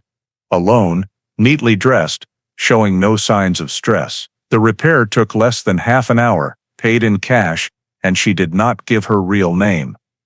The handwritten receipt only said, Mrs. W. Keller asked for the old invoice, but the paper ledgers had largely disintegrated. However, Salazar still kept a small personal notebook in his safe recording materials used. Between the old pages, the pencil entry, October 3rd, weld door F-150 silver, alloy L5052 was still legible. He signed a formal witness statement describing the exact welding material and location, lower edge of the driver's door frame where it meets the body. Keller immediately noted, location matches dented area and new alloy traces on recovered truck door. After leaving the shop, Morris sent metal shavings, scraped from the weld on the Ford, to the Austin Materials Lab for comparison with the alloy Hector described. Results returned 3 days later confirmed aluminum magnesium alloy L5052, rarely used by Ford at the factory, but common in manual welding shops of that era, proving the weld was performed after the truck left the assembly line. The report also noted surface oxidation consistent with approximately 17 years of air exposure, matching the 1991 timeline. Keller read the conclusion in the conference room and underlined 2 lines in red: origin post-manufacture welding, manual torch, alloy match, LI 5052, consistent with Salazar's statement. This meant the witness's account matched the physical evidence perfectly. Mr. Salazar was brought to the Briscoe County Sheriff's Office to sign a sworn affidavit and provide a more detailed physical description. Dark blonde woman, approximately 25 years old, about 5'5" East Texas accent, driving alone, no extra plates or distinctive decals. When asked why he remembered so clearly, he answered simply, "She wanted the door welded shut. No one had ever asked for anything that weird, so it stuck with me." Keller spoke privately with Morris afterward. If the driver's door was welded shut, the person in the driver's seat couldn't open it from the inside. That means when the truck was pushed into the lake, that door was already sealed. He paused and wrote in his notebook, "Additional evidence supports theory perpetrator modified vehicle to conceal bullet path and prevent damaged door from being opened." They re-examined the recovered truck photos. Indeed, the lower edge of the driver's door showed a darker weld material different from the original paint, a detail once attributed to corrosion, but now a critical piece of evidence. Morris's report to the district attorney was concise. Independent witness confirms early October 1991 woman, matching Ashley Vaughn's description, brought silver Ford to have driver's door welded shut. Weld alloy matches sample from recovered vehicle. Timing and conduct consistent with attempt to conceal evidence, inside cabin. The report included copies of Hector Salazar's signature and the original notebook photograph. The DA read it, ordered the witness statement be sworn, and added to the criminal file. When completed, Keller carefully inserted the new folder into the master case file and wrote in red pen, "Additional witness confirms post-event vehicle repair, metal alloy match. Conduct indicates intentional post-incident alteration of vehicle." He closed the file, looked up at the wall map where County Road 13 still connected Randall Creek to Lake Mackenzie, exactly as it had decades earlier. For the first time in almost 20 years, the scattered pieces of the disappearance were fitting together into a coherent chain. That late afternoon, as Mr. Salazar left the sheriff's office after signing, Keller stood at the window watching him go, feeling that the dust covering the old file had finally been blown away. The evidence they had just obtained did not merely verify the mechanic's story, it proved the Ford belonging to Douglas Whitmore had been deliberately altered just days after he vanished, and the only person with motive, opportunity, and means to do so was the woman who had once insisted she never left the house that night. After Hector Salazar's report was verified and added to the main file, Dale Morris directed the Financial Analysis Unit to re-examine all insurance policies, bank accounts, and asset records related to Ashley Vaughn Whitmore for the period after 1991. The review was led by Internal Affairs Financial Lieutenant Annette Walsh, who had previously worked on insurance fraud cases in the state of Texas. Within just a few days, she obtained data from the archives of Lincoln Mutual Life. The company that issued Douglas Whitmore's life insurance policy was with. The file showed a $250,000 policy signed on September 6, 1991, and changed to claim paid status on March 17, 1992. 6 months after the disappearance, the beneficiary was listed as Mrs. Ashley V. Whitmore, with payment records, accompanied by documents handled by a private law firm in Amarillo. When Walsh requested the paperwork proving the insured's death, the company provided a copy of the Declaration of Presumed Death issued under Section 272 of Texas law, stating, Douglas Whitmore missing since September 27, 1991. No evidence of life for 6 months qualifies for insurance disbursement. The document was signed and notarized at the Briscoe County District Court on March 9, 1992. Bearing the judge's signature and the petitioner's name, Ashley Vaughn Whitmore. This detail made Morris pause and reread the page several times. She had filed to have her husband declared dead only 6 months after the disappearance, at a time when the police file was still marked inactive. When Keller cross-checked the marriage certificate date against the payout date, he noted the gap was less than 1 year between the wedding and the husband being declared dead on paper. The insurance money was deposited into a Lincoln Trust bank account in Amarillo. Then the entire amount was withdrawn within 2 weeks through multiple cash transactions under $10,000 each to avoid automatic reporting. The old paper bank receipts were still legible, clearly showing the signature A.V. Whitmore. From there, Walsh expanded the trace to federal systems and discovered that in May 1992, in Arizona, a new account under the name Ashley Vaughn, without the Whitmore surname, was opened at Desert Valley Credit Union. The initial deposit was $230,000, almost exactly matching the insurance payout that had been withdrawn. At the same time, Arizona state tax records showed the purchase of real estate worth $118,000 in a Phoenix suburb under the buyer, Vaughn, with a mailing address listed as Post Office Box 47, Litchfield Park. Copies of utility bills confirmed the resident there from 1993. 1996 was Ashley Vaughn, according to the matching Social Security number from the Texas records. This proved she left Texas shortly after receiving the insurance money and used it to start a new life in another state. Keller requested additional credit report checks and found that, for the first 18 months, Ashley had no steady income. All expenses came from the account balance. Starting in 1994, she began depositing small amounts noted as commission and modeling, most likely freelance earnings. Her 1995 and 1996 federal tax returns were still filed under Ashley V. Whitmore but listed Arizona residency, indicating she deliberately kept her husband's name to maintain the legal validity of insurance-related documents. When Dale Morris presented the compiled financial report to the district attorney, the data table listed every key date: insurance policy signed, September 6, 1991. Disappearance, September 27, 1991. Petition for presumed death filed, March 9, 1992. Insurance paid March 17, 1992. Arizona account opened May 12, 1992. Property purchased July 21, 1992. This timeline revealed a clear, seamless, and deliberate plan that began with taking out the policy, followed by the disappearance, the payout, and relocation to another state.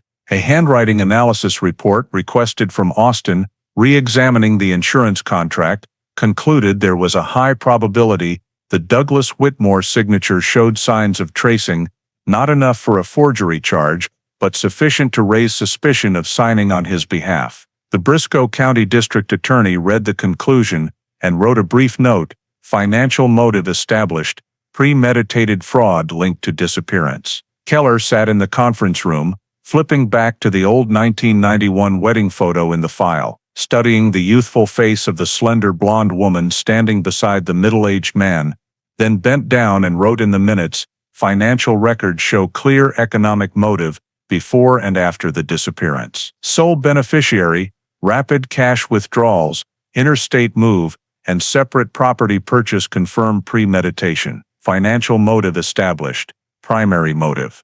When he closed the notebook, the room was quiet, except for the steady hum of the ceiling fan. Outside, the late-day sun cast a pale yellow light on the walls, and in that dim glow the dry numbers on the page had completely replaced any remaining hypotheses. Douglas Whitmore's disappearance was no longer an accident, but the result of a carefully prepared plan, concealed by nearly 20 years of silence. Once the financial evidence chain was closed, clearly proving the economic motive behind Douglas Whitmore's disappearance, the Briscoe County District Attorney ordered an expansion of the background investigation into Ashley Vaughn's relatives, especially her biological mother, Helen Vaughn, who had lived with the Whitmore family in Randall Creek in 1991. In the old file, Helen was listed as a temporary dependent resident, with no steady job, living in the back bedroom. Her original 1991 statement was only 2 short paragraphs. I went to bed early, didn't hear anything. When I woke up the next morning, Douglas was gone. No one questioned her further at the time, because the investigation focused on locating the vehicle. But with the new financial and ballistic data, the team realized this woman, the only person besides Ashley present in the house the night Douglas vanished, needed to be re-interviewed. On the morning of October 2, 2008, 72-year-old Helen Vaughn, now living in Mesa, Arizona, was summoned to an interview room at the Phoenix Police Department under a federal subpoena. The full interview was audio recorded, with the district attorney's representative and Deputy Chief Dale Morris present. She entered slowly, gray hair tied back, clutching an old purse, eyes shifting between tension and exhaustion. When asked again about the night of September 27, 1991, Helen initially said, "It's been so long, I don't remember clearly," but after Dale read her old statement back to her, she paused, sighed, and said quietly, "I did hear a noise." Morris asked her to explain, and Helen said that around a little after 9 p.m., while lying in the back room, she heard Ashley and Douglas arguing loudly, followed by a loud, dry bang that made her sit up. "I thought it was a car backfiring. But then, everything went quiet, just the wind on the porch," she said. When asked why she didn't go check, she replied, "Ashley came running into my room right after, told me not to go out, said everything was fine, just a little fight." Keller and Morris exchanged glances through the one-way glass, realizing this was the first time this detail had ever been acknowledged. In the 1991 file, Helen had insisted she heard nothing that night. Dale continued, "Did you see Douglas after that bang?" Helen shook her head, voice trembling. "No, I never saw him again. When I came out to the living room the next morning, only Ashley was there, sitting silently at the table, back door open, car gone from the garage." She added that when she asked her daughter, Ashley said Douglas had left the house angry and told her mother not to mention the bang to anyone, saying, "If you tell, people will get the wrong idea." Dale asked why she never reported it once. Her son-in-law was officially missing. She lowered her head. "I was scared. I thought the girl needed time, and I didn't want to get involved." The interview lasted nearly 2 hours. Every detail was recorded and signed by Helen. After she left, the team analyzed the entire statement and cross-referenced with the ballistics report that placed the shooting inside the vehicle, less than 200 yards from the house along the dirt road to Lake Mackenzie. In the quiet night, the gunshot would have been clearly audible. Helen's admission of hearing the shot and then being silenced by Ashley further supported the theory that the incident happened near the house before the vehicle was moved. When Keller reviewed the original 1991 transcripts, he noticed another detail he had previously overlooked. Helen had said, "Ashley stayed up later than me, I went to bed early." Yet the missing person report the next morning was made by Ashley, not the mother. If Helen really heard the shot and her son-in-law vanished, her long silence could constitute obstruction of justice. Dale Morris's internal report stated clearly, "Witness Helen Vaughn confirmed presence at scene night of disappearance, heard gunshot consistent with established time of shooting, failed to report, shows signs of concealing information at relative's direction." The Briscoe County District Attorney requested a formal deposition transcript and ordered an acoustic study of the original scene to determine sound travel under 1991 geographic conditions. The simulation results showed 45 gunshot would be clearly audible up to 300 meters in light wind, perfectly matching the location of Helen's bedroom. At the October 4th briefing, Keller presented the conclusion, "New statement confirms witness at residence, heard gunshot, prevented from reporting." This proves foreknowledge and complicity in cover-up. The report was signed and added to file Randall 901034R. After the meeting, Keller sat alone in his office, opening the old photos of the Whitmore house, the back bedroom window facing the foggy dirt road. He pictured that night, the shot echoing, the door slamming, the house lights going out one by one, then the next morning everything arranged as if nothing had happened. In his personal notebook he wrote 3 short lines, "Helen Vaughn, present night of disappearance, confirms hearing shot, did not report to police. Suspected concealment of evidence." Then he closed the notebook, lit a cigarette, and watched the thin smoke rise to the ceiling. Outside the window, pale afternoon light fell across the parched land, where the past was slowly emerging from memories buried for nearly 2 decades. Once Helen Vaughn's statement was verified and entered into the file, the Randall 901034R investigation team possessed a chain of evidence strong enough to take the final step, compiling all data to request a formal arrest warrant. In the Briscoe County Sheriff's Office, Deputy Chief Dale Morris chaired a nearly 4-hour consolidation meeting attended by the District Attorney, a Texas DPS forensic representative, and technical consultant, Raymond Keller. On the whiteboard he marked 4 main evidence categories: ballistics, DNA, financial, and witnesses. Under ballistics, Morris listed the established points: 2.45 slugs, recovered from the floor frame match victim's registered Colt. 45, shot direction from passenger seat to driver's seat. Near horizontal trajectory, under 1 meter distance, ruling out suicide. Driver's side door welded shut, proving premeditation before or immediately after firing. Under DNA, the Texas DPS report confirmed hair and fabric samples from passenger seat area 99.97% match to Ashley Vaughn Whitmore. Dried organic traces on interior passenger door handle, same DNA profile, proving direct contact with firing area. Under financial, Annette Walsh's analysis showed Ashley as sole beneficiary of Douglas Whitmore's life insurance policy, taken out 3 weeks before disappearance, received full $250,000, 6 months later, withdrew everything within 2 weeks, opened account, and bought property in Arizona immediately after payout. Timing and money use match established financial motive. Finally, under witnesses, Morris wrote 4 bullet points. 1. Hector Salazar confirmed Ashley brought Ford vehicle for driver door welding days after disappearance reported. Weld alloy matches vehicle. 2. Helen Vaughn admitted presence in house night of incident, heard gunshot, prevented by daughter from reporting. 3. Witness Larry Hodge saw silver Ford heading toward Lake Mackenzie at estimated time of shooting. 4. All timelines align with terrain marks and physical evidence. When Keller finished the master chart, the district attorney concluded, "The evidence system is closed. Opportunity, motive and act clearly identified." At 17:15 on October 9, 2008, the file was stamped recommendation for arrest warrant, with formal submission sent to Texas Department of Public Safety for approval. Legal department drafted the warrant. Suspect Ashley Vaughn Whitmore, female, DOB, February 19, 1967, resident of Arizona. Charges: second-degree murder, insurance fraud, evidence tampering, obstruction of justice.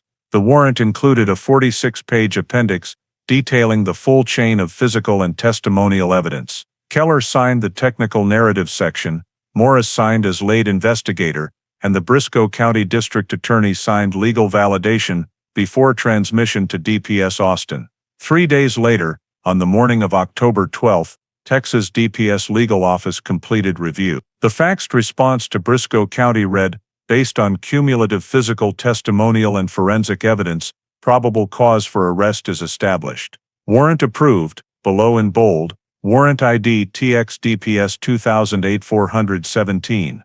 Active. After the arrest warrant was officially approved by Texas Department of Public Safety, file Randall 901034R, moved to the interstate execution phase. In late 2009, using tax and property records, investigators located Ashley Vaughn living in a West Phoenix suburb under the legal name Ashley V. Hale, the surname of a husband she married in 2003. An FBI Phoenix surveillance report described her as living quietly, working part-time at a gym, no children, low-profile lifestyle. Once the address was fully confirmed, the arrest plan was coordinated between Texas DPS and FBI Phoenix field office. Execution was scheduled for February 3, 2010, at 6 o'clock hours, with 8 agents, 2 DPS officers, and a Texas prosecutor present for extradition compliance. It was still dark when the unmarked vehicles parked 2 blocks away in the quiet desert neighborhood of Cactus and Sand Yards. At 6:12, the entry team approached the front door, knocked 3 times, and announced, "No answer." The team leader signaled, and the door was opened with a key obtained from the landlord.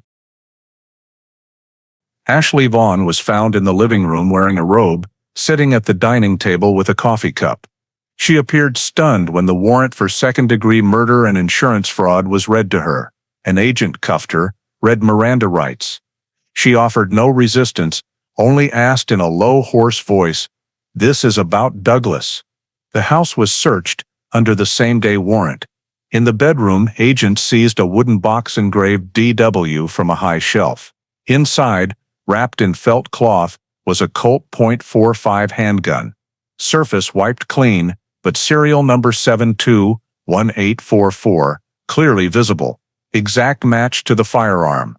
Douglas Whitmore registered in 1988, and the same make and serial recovered from the Ford, pulled from Lake Mackenzie. The scene report stated, weapon recovered in possession of Ashley V. Hale, serial identical to registered firearm of deceased subject. Preserved condition, no visible damage. In addition to the gun, investigators took an old photo album containing the 1991 Randall Creek wedding picture, several clipped newspaper articles about the disappearance, and yellowed Lincoln Mutual Insurance correspondence. All items were sealed and inventoried on site as Exhibits 0107. Ashley was walked to the vehicle in silence, head down, dawn light glinting off the steel cuffs. Neighbors gathered at a distance, whispering. Many had no idea she was ever from Texas. The convoy left the neighborhood at 7:10, headed to FBI Phoenix headquarters for initial processing. There she was, medically checked, fingerprinted, and photographed. The Texas prosecutor personally read the full charge list: second-degree murder, insurance fraud, evidence tampering, obstruction of justice. When asked if she had counsel, she replied only, "I'll call my old one in Amarillo." Local media quickly ran headlines. FBI arrests woman in 1991 Texas disappearance case, and her orange jumpsuit booking photo aired on evening news. That afternoon, the newly seized evidence was flown to Texas DPS. When Dale Morris received the sealed wooden box in Austin, he opened the report copy and saw the bolded words "serial identical" on page 2. The final proof, the murder weapon, owned by the victim, had remained in the wife's possession for years after he vanished. Keller, present when the evidence was unsealed for verification, looked at the pistol lying in the clear plastic bag and said slowly, "It left Texas in 1991 and came back after 19 years." That sentence marked the moment the case crossed from suspicion to proof. The next day the federal extradition order was approved in Arizona court, and Ashley Vaughn was transferred to Texas DPS custody for transport to Briscoe County to await trial. On the handover form, the last line, handwritten by Dale Morris, read "Subject apprehended without resistance. Firearm recovered. Evidence chain intact." After nearly 2 decades, the investigation that began with a vehicle submerged in a drying lake had reached the point Raymond Keller once thought impossible. The original prime suspect in Douglas Whitmore's disappearance was now in handcuffs. Immediately after Ashley Vaughn was extradited to Texas, she was transferred to the interrogation room at the Briscoe County Sheriff's Office for her formal statement. The interrogation took place on February 9, 2010, beginning at 8 a.m., with the district attorney, Deputy Sheriff Dale Morris, technical advisor Raymond Keller, and a court-appointed temporary public defender for the suspect present. The interrogation room was continuously video recorded, with no breaks allowed except for medical reasons. During the first 2 hours, Ashley remained silent, only confirming her name, date of birth, and residential address. When Morris asked about the night of September 27, 1991, she replied that there was no shooting, stating that Douglas left the house after an argument and never came back. Keller placed the crime scene analysis photos in front of her, pointing to the bullet trajectory diagram and the matching DNA sample, and said, "We have results proving you were in the passenger seat when the gun went off." Ashley looked down at the table, stayed silent for nearly a minute, then said, "I didn't fire the gun. He did it himself. I was just there." Morris asked her to explain how the bullet traveled from the passenger seat to the driver's seat, if it was suicide. She did not answer. After 4 hours of questioning, Ashley began showing signs of fatigue. Her voice trembled, and she repeatedly asked for water. Her attorney advised her to remain silent, but she continued speaking in fragments about a night with a loud noise and darkness. Morris read back the 1991 statement in which she claimed she never left the house that night, while DNA, ballistics, and witnesses all confirmed the opposite. In the 5th hour, when Keller placed in front of her the photograph of the salvaged Ford and the bracelet engraved AV recovered from the vehicle, she lowered her head, clenched her hands tightly, and whispered, "I didn't want to do it. I just wanted him to stop." The statement silenced the room, but when Morris asked, "What do you mean by that?" she fell silent again. The interrogation was paused for a medical check and resumed in the afternoon. When she returned, Ashley appeared calmer and asked to speak privately with Keller. With only the two of them in the room, she said in a low, steady voice, without looking him in the eye, "If I tell you where he is, will that help me at all?" Keller replied that cooperation could be noted in her file, but the truth was the only thing that could help her now. She was silent for several minutes, then said, "South of Lake Mackenzie, where 3 oak trees grow close together, about 2 miles off the main road. He's there." Keller wrote down the exact statement, asked for additional directional details, and she added, "There's a flat rock like a table. I remember kneeling there." When Morris returned to the room, Keller handed him the note and said, "She told us where he's buried." The prosecutor immediately signed an emergency order deploying the Texas State Forensic Excavation Team. That same afternoon, a convoy consisting of 3 patrol units, 1 recovery vehicle, and 1 crime scene technical unit left Briscoe, heading south toward Lake Mackenzie. The area Ashley described was semi-arid land, with sparse wild grass, scattered old oaks, and gently sloping terrain toward the dry lake bed. When the team arrived, Keller personally directed the location of coordinates. Based on Ashley's description, they located a cluster of 3 oak trees less than 2 meters apart. In the middle was an oval flat rock, exactly as she had described. The ground around it showed slight subsidence, with dark red clay soil distinct from the surrounding natural layer. Technicians probed with rods, and after only a few attempts, struck something hard at a depth of about 1.5 meters. Keller ordered the area cordoned off, sealed with tape, and an excavation log started. As dusk fell and golden light filtered through the oaks, the team began carefully removing the topsoil with small shovels while recording the entire process on video. The soil was dry and hard. They had to wet it to dig. After more than an hour, a shovel blade struck something harder, a small grayish-white bone fragment mixed in the dirt. The entire area was immediately halted for photographs and marking. Keller stood looking into the pit as cold wind blew up from the lake bed, carrying the smell of dry earth and rust. He knew what was about to be uncovered could be the final answer to the missing person case that had haunted him for nearly 2 decades. Excavation continued under portable lights after full darkness fell, each shovel stroke slow and precise. At the temporary command post, Dale Morris received a radio report. Human bone indicators, depth 1.5 meters, position matches witness description. He logged the time, 1942, and ordered the scene preserved until the full forensic team arrived the next morning. As the convoy returned to Briscoe, Keller sat silently in the back seat, still holding the piece of paper on which Ashley had scrawled the last 2 words before signing the statement, Oak Cluster. On the morning of February 10, 2010, the Texas State Forensic Team arrived at the site south of Lake Mackenzie, where the Briscoe County investigators had discovered suspected human bone the previous night.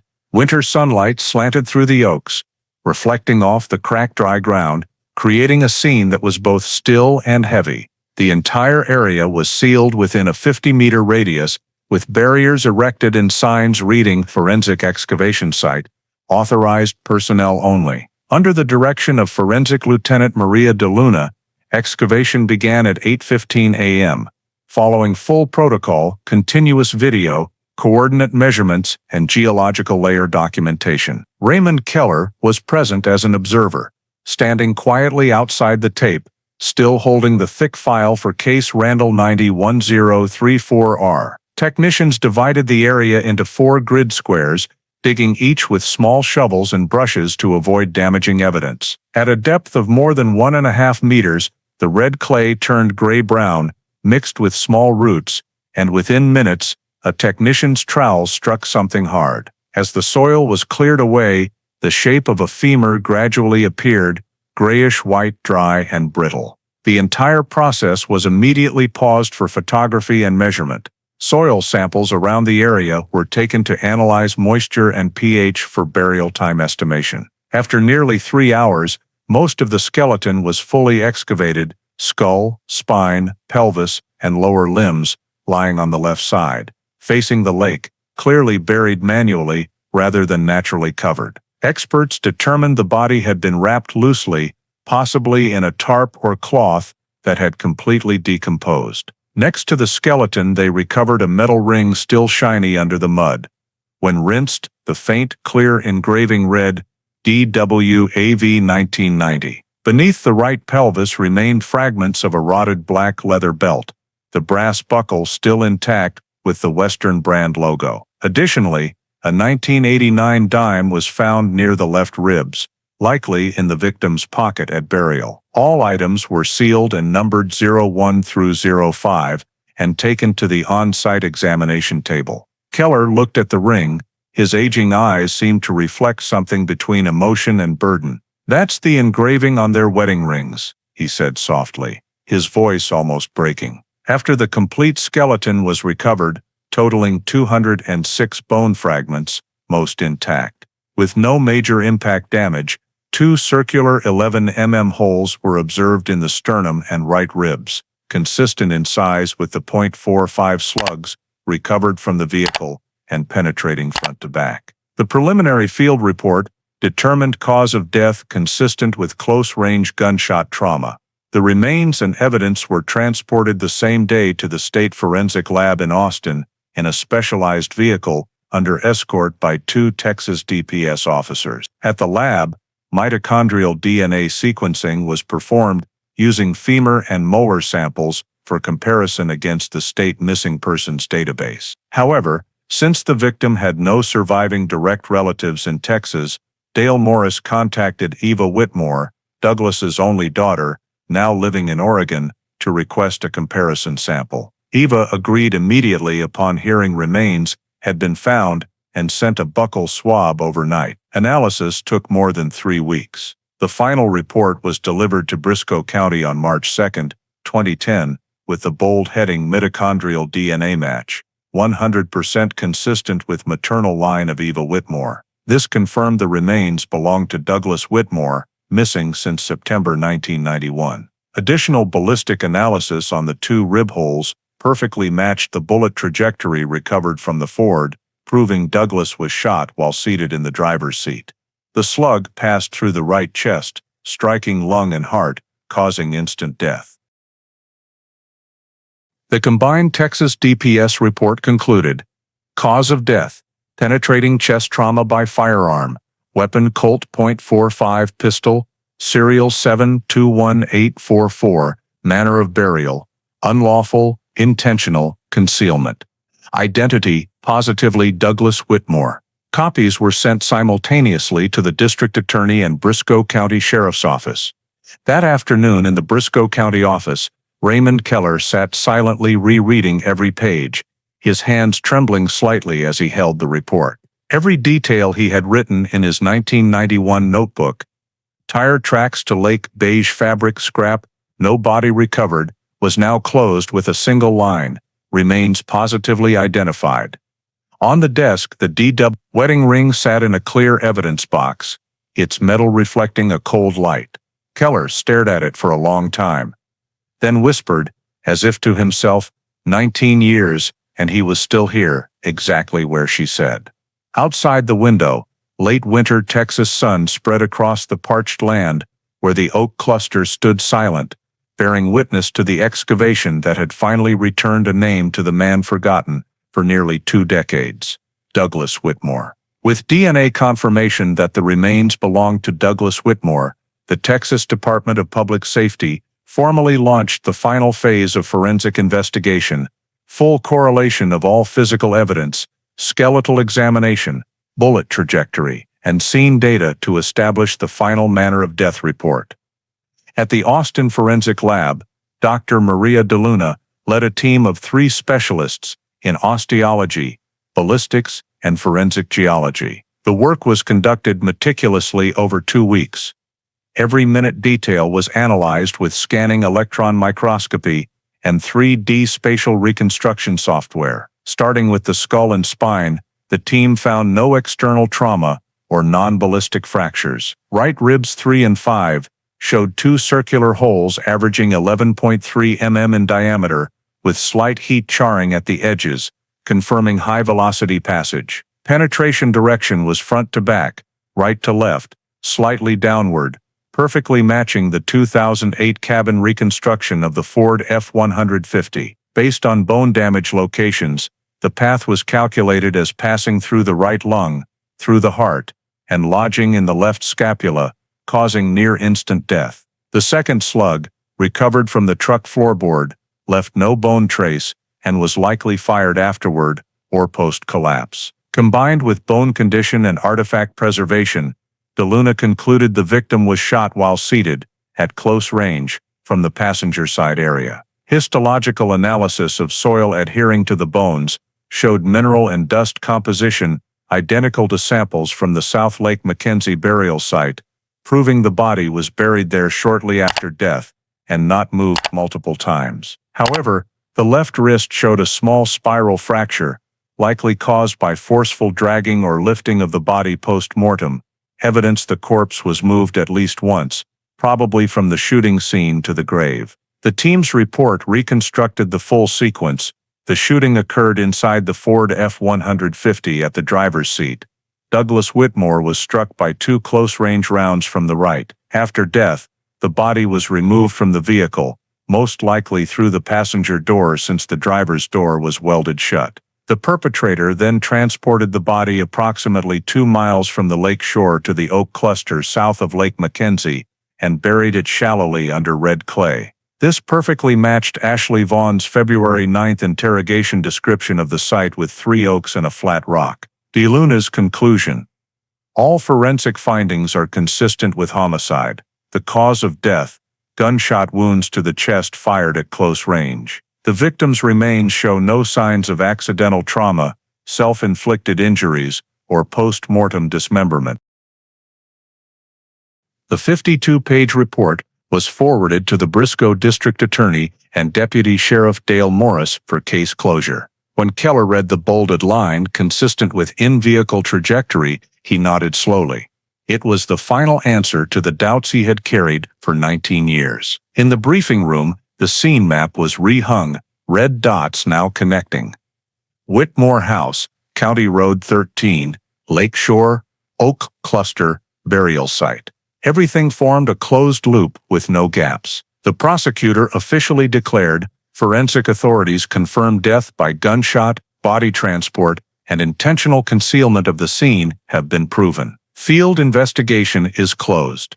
Criminal file transferred to prosecution phase. The final signing ceremony took place in the Briscoe County office on the afternoon of March 20, 2010. Dale Morris, Raymond Keller, the forensic representative, and the prosecutor signed beneath the bold line, Case File Randall 91034, Field Investigation Closed. In the heavy silence of the room, Keller looked out the dusty window where late afternoon sun shone on the wooden desk and reflected off the old black and white photo of Douglas Whitmore on the wall. The same photo once labeled Missing Person in 1991, now bearing a new sticker, Identified, Homicide. He closed his old notebook, exhaled slowly, as if releasing a burden that had never left his shoulders for 20 years. Outside, a Texas sunset stretched wide, wind from Lake Mackenzie, carrying the scent of dry clay and oak leaves over land that had hidden a murder's secret for nearly 2 decades. In the next room, Morris transmitted the final report to the state prosecutor's office.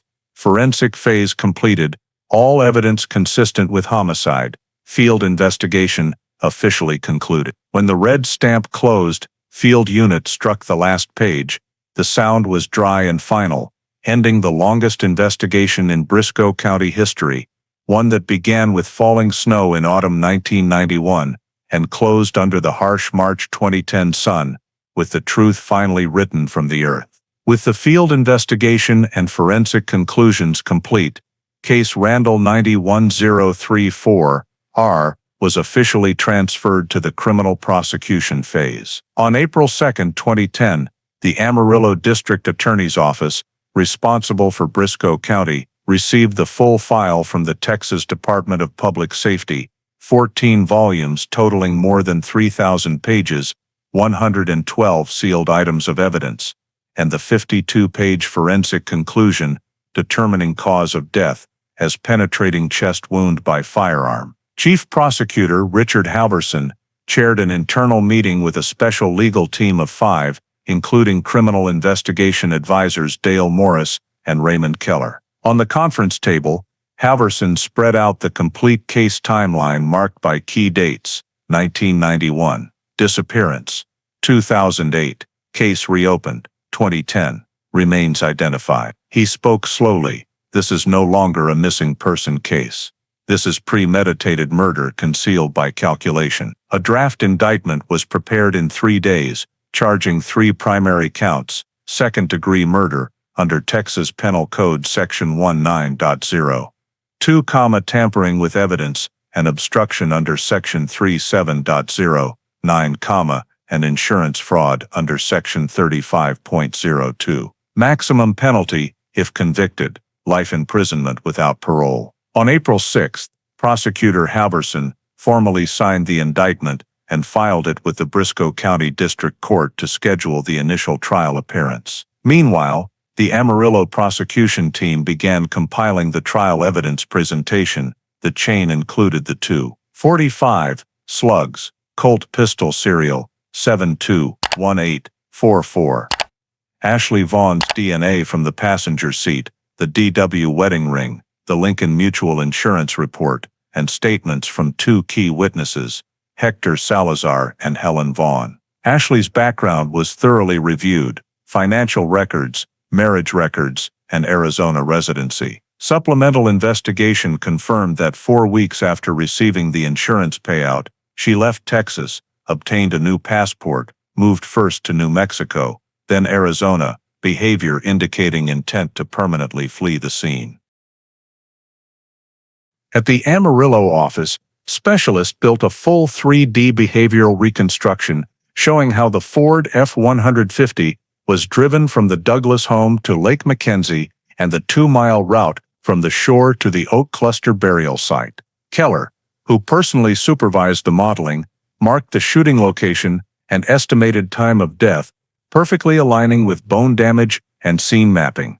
When the presentation was complete, Halverson said, "We'll let the jury see this, and they will understand." On April 12, the case State of Texas v. Ashley Vaughn Whitmore was officially docketed as TX 2010 CR 174. Presiding Judge Karen L. Greeley, who had successfully tried the similar cold case Harrison County 1985. Judge Greeley ordered a minimum 90-day preparation period to protect the defendant's right to counsel and preserve file integrity. During this time, the prosecution finalized its witness list, including the victim's daughter Eva Whitmore as family representative and legal victim advocate. Subpoenas were issued to Helen Vaughn and Hector Salazar, both agreed to appear. Keller was specially requested by the court as an expert witness, the original investigator and technical advisor for the reopened case. The court-appointed defense attorney David Pruitt filed a motion to re-examine the DNA protocol and legality of the hair sample from the truck, arguing possible cross-contamination during long-term storage. The prosecution countered with Texas DPS documentation confirming the sample had been double-sealed and never opened prior to 2008 retesting. The motion was denied.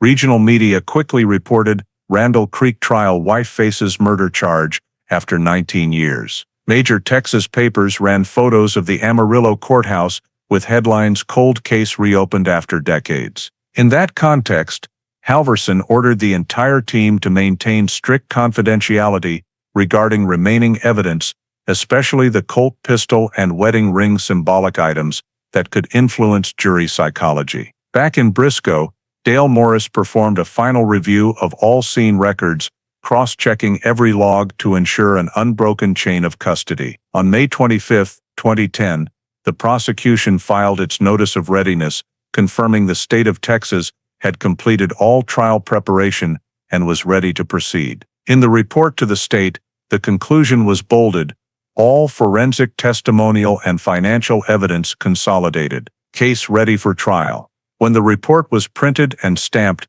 Raymond Keller stared at those words for a long time, feeling them as the end of a journey he had walked for nearly 20 years, from the snowy night in 1991, with the missing truck, to the brightly lit Amarillo courtroom, where the final truth would be revealed. On the last page of the prosecution file, he added by hand, not as an investigator, but as someone who had witnessed everything: field investigation closed, case now moving to trial. The silence of 20 years finally has a voice. The trial of State of Texas Ashley Vaughn Whitmore officially opened on the morning of July 6, 2010, at the Amarillo District Courthouse, drawing dozens of reporters and residents who had followed the case for more than 2 decades. Courtroom 3 was packed, cold white light pouring down onto the long wooden tables where prosecutor Richard Halverson and the State of Texas legal team prepared files, totaling more than 3,000 pages. Across from them, Ashley Vaughn, wearing a gray shirt and short-cropped hair, sat motionless beside defense attorney David Pruitt, her face almost expressionless. When Judge Karen L. Greeley declared the session open, the atmosphere in the room grew heavy, broken only by the faint sound of pens scratching and recording devices humming. The prosecutor began with his opening statement: "The state of Texas will prove to you, the jury, that Douglas Whitmore did not disappear. He was murdered, and the perpetrator has lived free for 19 years. After preliminary procedures, Halverson began presenting the chain of physical evidence, step by step reconstructing the entire case with images, exhibits, and expert testimony. First came the forensic and DNA evidence. Dr. Maria DeLuna, representative of the Texas DPS Crime Lab, was called to the witness stand. She described the excavation process, bone analysis, and mitochondrial DNA sequencing results that matched 100% with the sample from Eva Whitmore. Charts and photographs were projected onto the large screen, the skull, 2 bullet holes through the ribs, the wedding ring engraved. D.W. When Halverson asked, "Can you state with certainty that these remains belong to Douglas Whitmore?" DeLuna answered firmly, "Yes, with absolute genetic certainty." Next came the ballistics evidence. A DPS ballistics expert presented 3D trajectory simulations showing the shots fired from the passenger seat toward the driver's seat at a distance of less than 1 meter, perfectly consistent with Ashley Vaughn's DNA location in the passenger compartment.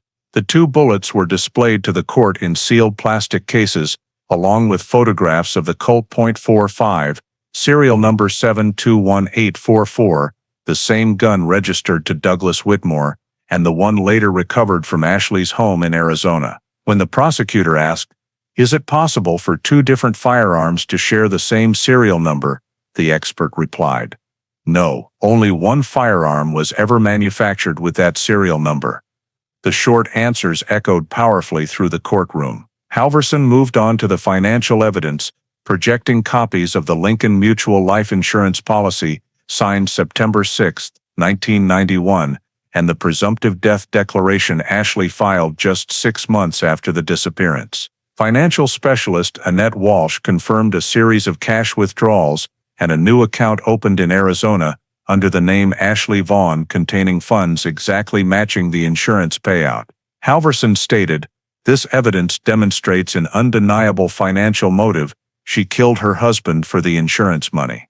Pruitt objected, but Judge Greeley overruled, as the documents had already been authenticated. When it came to witnesses, Hector Salazar was called. He recounted meeting Ashley at the Silverton welding shop a few days after the disappearance, describing in detail how she asked him to weld the driver's side door permanently shut, and positively identifying the AL 5052 alloy that matched the welds on the recovered Ford.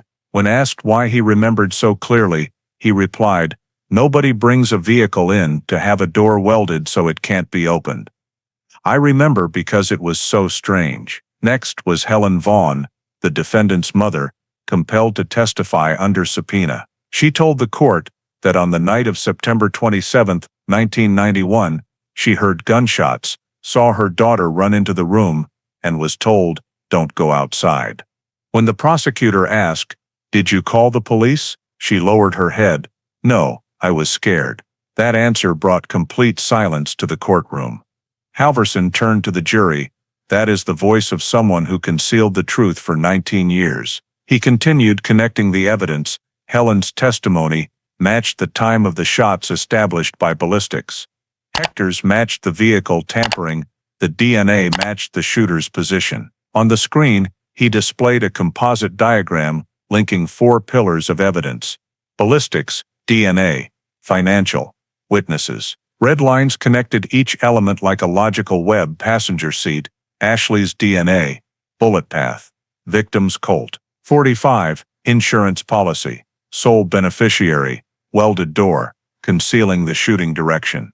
Helen's statement, confirming the gunshots. Everything that was only a hypothesis in 1991 has now become fact, he concluded. Raymond Keller was called last as the technical witness. He calmly, but firmly recounted the investigation from the night of the reported disappearance to the case's reactivation, saying, "When I saw that Ford pulled from the lake, I knew this had never been a missing person case. Today, science and time have answered for us." Throughout his testimony, Ashley never looked up, her hands clasped on the table. When Keller stepped down, Halverson faced the jury and simply said, "Every piece of evidence, every statement, every trace, all point in the same direction, and that direction is sitting right in front of you."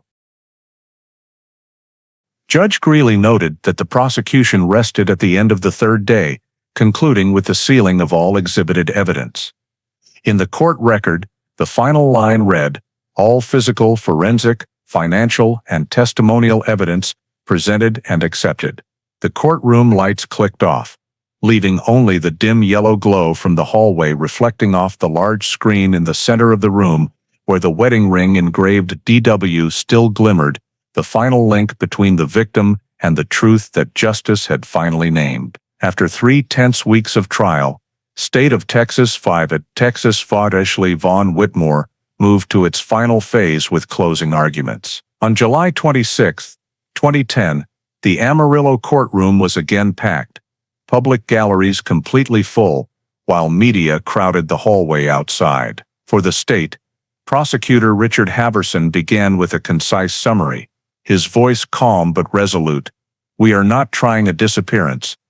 We are trying a murder concealed by calculation and sustained by silence for 19 years. He recapped the entire chain of physical evidence, the 2 bullets, the DNA, the financial records, the witnesses, then paused on the projected image of the wedding ring engraved DW. No single piece of evidence alone could convict, but together they form a complete picture, and at the center of that picture is Ashley Vaughn. For the defense, David Pruitt countered weakly, attempting to argue there were no direct witnesses and that 19 years distorts every fact. However, when the judge asked him to explain why Ashley's DNA was present in the passenger compartment and on the door handle near the muzzle flash, he paused several seconds before saying, "Possibly cross-contamination." The courtroom stirred faintly.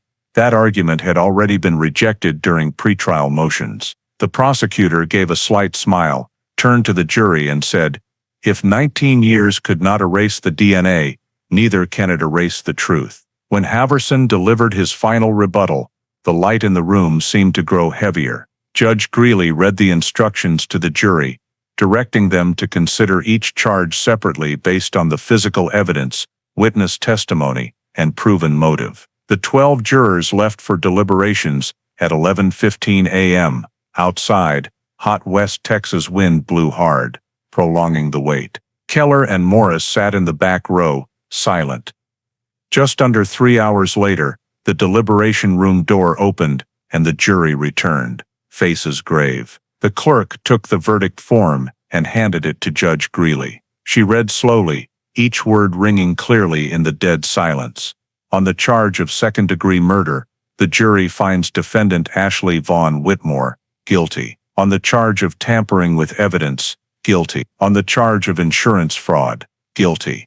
The courtroom remained silent for several seconds before murmurs rose.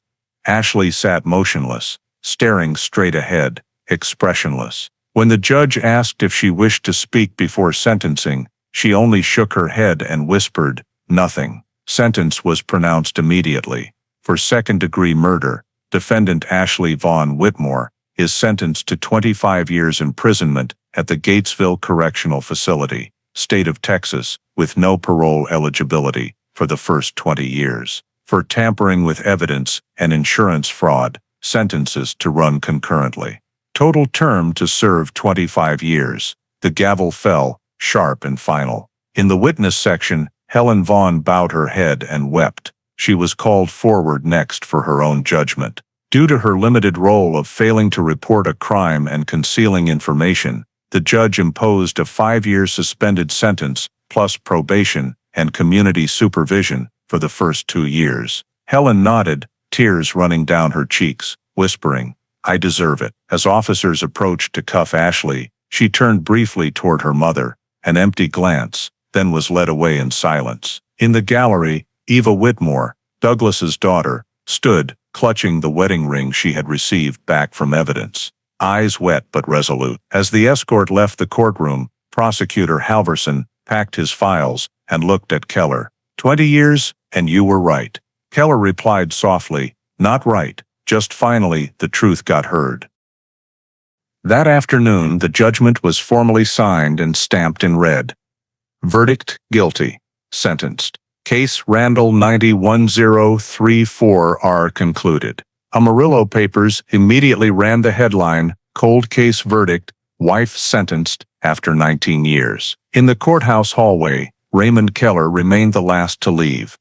Gazing at the blood-red Texas sunset, where dry wind swept over low rooftops, carrying the echo of the gavel that had ended the longest journey, and the verdict justice had waited nearly 2 decades to deliver. 2 weeks after the final judgment in Amarillo, the Briscoe County Sheriff's Office and the District Attorney's Office jointly completed the Comprehensive Investigation Report, Randall 91034, the document summarizing the nearly two-decade case. Deputy Chief Dale Morris was tasked with drafting it, with technical support from Raymond Keller and the Texas State Forensics Team. The 186-page report was divided into 8 sections, detailing every phase from the night of the disappearance to the legally binding conviction. The first section recorded the starting point, September 27, 1991, reported disappearance of Douglas Whitmore, resident of Randall Creek, Briscoe County.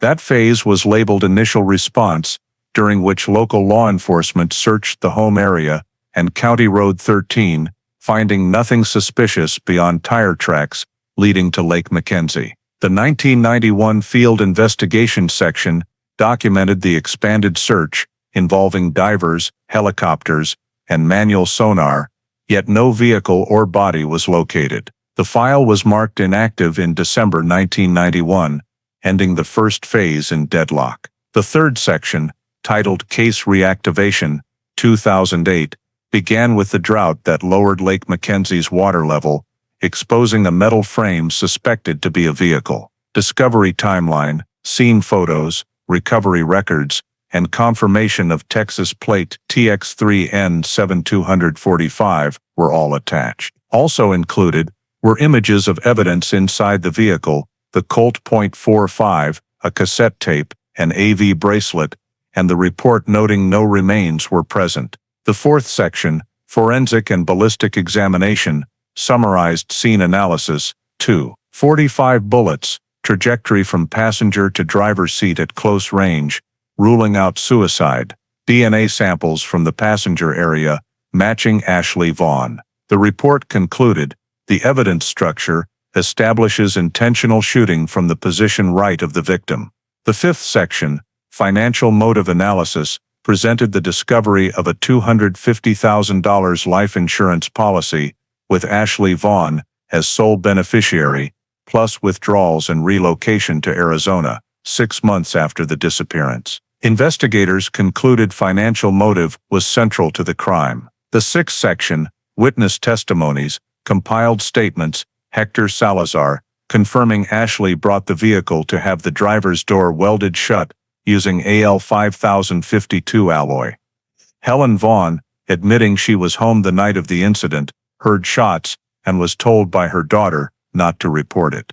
The two independent statements, combined with technical data, supported the theory that the victim was killed inside the vehicle and the car pushed into the lake to conceal the crime. The seventh section, Body Recovery and Identification, 2010, detailed Ashley Vaughn disclosing the burial location, the forensic excavation south of Lake Mackenzie, in an oak grove, recovery of adult male remains, a wedding ring engraved, DW leather belt, and a 1989 coin. Mitochondrial DNA results matched Eva Whitmore's sample 100%, confirming identity. The autopsy determined cause of death as close-range gunshot wounds to the chest with intentional concealment of the body. The final section, Judicial Outcome, recorded the full proceedings, indictment on 3 counts, second-degree murder, evidence tampering, insurance fraud, July 2010. Amarillo trial, jury verdict of guilty for Ashley Vaughn, with a 25-year sentence, Helen Vaughn, receiving a 5-year suspended sentence for concealing information. All physical evidence from the Colt, bullets, and insurance contract to the wedding ring was transferred to permanent storage at Texas DPS Austin, labeled Closed Homicide Evidence. On the report's last page, a handwritten conclusion by Raymond Keller read, Case Progression Randall 91034, Disappearance Search Deadlock Vehicle Discovery, DNA Analysis Testimony, Excavation Trial. File complete, evidence consistent, case closed. Below were 3 signatures, Dale Morris, lead investigator, Richard Halverson, district attorney, and Raymond Keller, technical advisor. When the red Texas Department of Public Safety seal was stamped in the corner, the sound rang softly in the quiet room. The final file was sealed and sent to Central Archives in Austin with the notation, Case Randall 91034. Closed. Report archived April 2011. After 19 years of investigation, hundreds of reports and thousands of man-hours, the Douglas Whitmore case was officially closed, with the most comprehensive file in Briscoe County criminal history. A case that began in the cold snow of 1991 and ended with the bold red ink of justice in 2011. Once submitted to DPS Austin, Report Randall 91034 quickly became a model document for restructuring cold case investigation procedures across Texas. In June 2011, the Texas Department of Public Safety issued Internal Directive TXDPS/Forensic 11A, officially establishing the Cold Case Division, Texas, a unit dedicated to reviewing and reinvestigating viable inactive files using modern forensic science or new evidence. The Douglas Whitmore file was selected as the template for the new division's operational structure, with its entire timeline incorporated into training curricula for investigators and criminalists. In an internal memo, the DPS Austin director noted, Randall 91034 demonstrates the value of long-term evidence preservation and re-examination using modern DNA technology. It is a model for federal, state, local coordination. Thereafter, county sheriff offices were required to compile lists of unresolved cases, prioritized by the existence of retained physical evidence. In Briscoe County, Dale Morris was promoted to regional coordinator for the Cold Case Division, covering West Texas, while retired Raymond Keller was invited as honorary advisor to author the Manual Preservation Protocol, Texas Cold Case Evidence Handling. The protocol specified exact storage procedures, every item double-sealed, labeled with date, investigator name and retrieval code, then kept in temperature and humidity-controlled environments. All paper records were to be digitized and backed up to DPS servers every 6 months. Another innovation drawn from Randall 91034 was the automated evidence chain review system that tracks every handling step from scene collection to courtroom use, dramatically reducing loss or degradation risks in future cold cases. By 2012, the Texas Cold Case Division opened its central office in Waco, with 46 staff members, including 14 DNA specialists, 9 ballistics technicians, and a mobile field unit. The Whitmore case was displayed in the internal exhibit room as the first case reactivation success. At the opening ceremony, the DPS director declared, "Truth can be buried in the ground, but it cannot be erased from the record." Those words were later engraved on a brass plaque at the division entrance. Beyond Texas, the model influenced the FBI's expansion of Project Resolve, a federal program assisting stalled cases nationwide. Texas's new procedures, especially the federal, state, local forensic coordination mechanism, were regarded as exemplary. A 2013 evaluation reported, cold case reactivation rate increased 64%, victim identification rate doubled compared to prior years. Beyond technical success, Randall 91034 profoundly impacted investigator training. The Texas Police Academy added the mandatory course Cold Case Management, using the Whitmore phases as core case studies. Cadets learned evidence preservation, analysis of initial investigative errors, and application of new technology to old DNA samples. The syllabus opened with Keller's bolded quote, "No case is ever truly closed, only cases not yet ready to be reopened."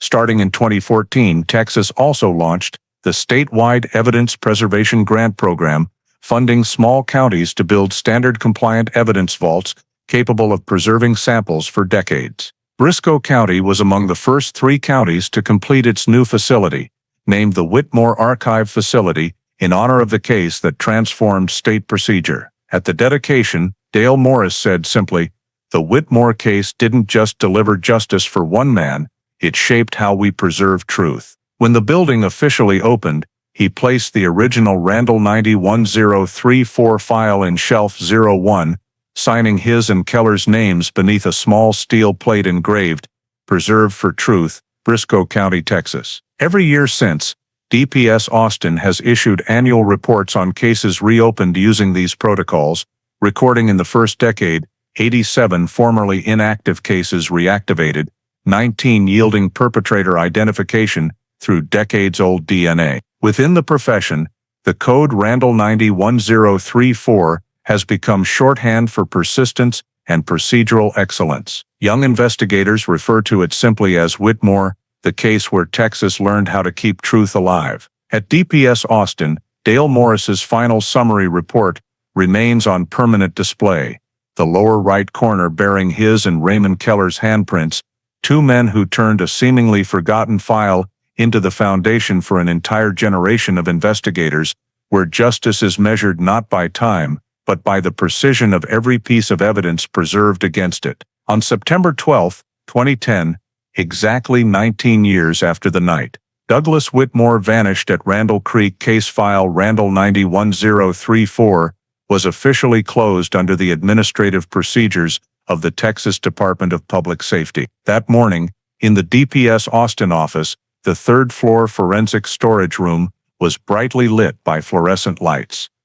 The air was quiet, except for the soft hum of the air conditioning and the steady rustle of turning pages. At the table sat Regional Deputy Sheriff Dale Morris and technical consultant Raymond Keller, side by side. In front of them were 5 thick-bound volumes with black covers bearing white lettering, Case Randall 901034, Whitmore Douglas. Closed. Every page was reviewed one last time, red stamps reading verdict guilty and forensic concluded appeared throughout the reports. The file consisted of 7 main sections: the 1991 initial investigation, the 2008 reactivation, 2008, 2009 forensic, ballistics, and DNA analysis, the 2010 excavation, the Amarillo prosecution results and court verdict, and the final summary report submitted to DPS Austin. All 112 related items of evidence were separately sealed in 8 preservation containers,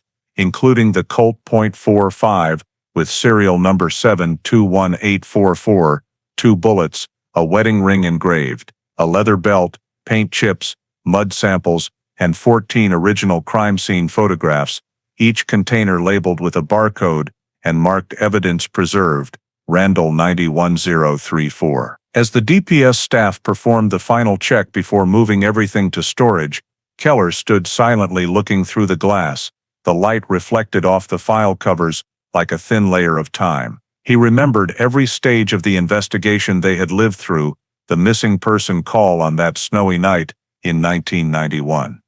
The tire tracks beside Lake Mackenzie, the fruitless searches, then, more than 17 years later, the silver Ford rising from the drained mud, unlocking everything. On the last page of his own final report, Keller wrote the closing line, "This file proves that no case is ever forgotten, only cases waiting for the moment the truth can be seen." On the next page, Dale Morris signed the confirmation, "All investigative and forensic processes complete. File closed as of December 9, 2010. Next to his signature was the raised seal of the Texas DPS, the 5-pointed star inside a silver circle.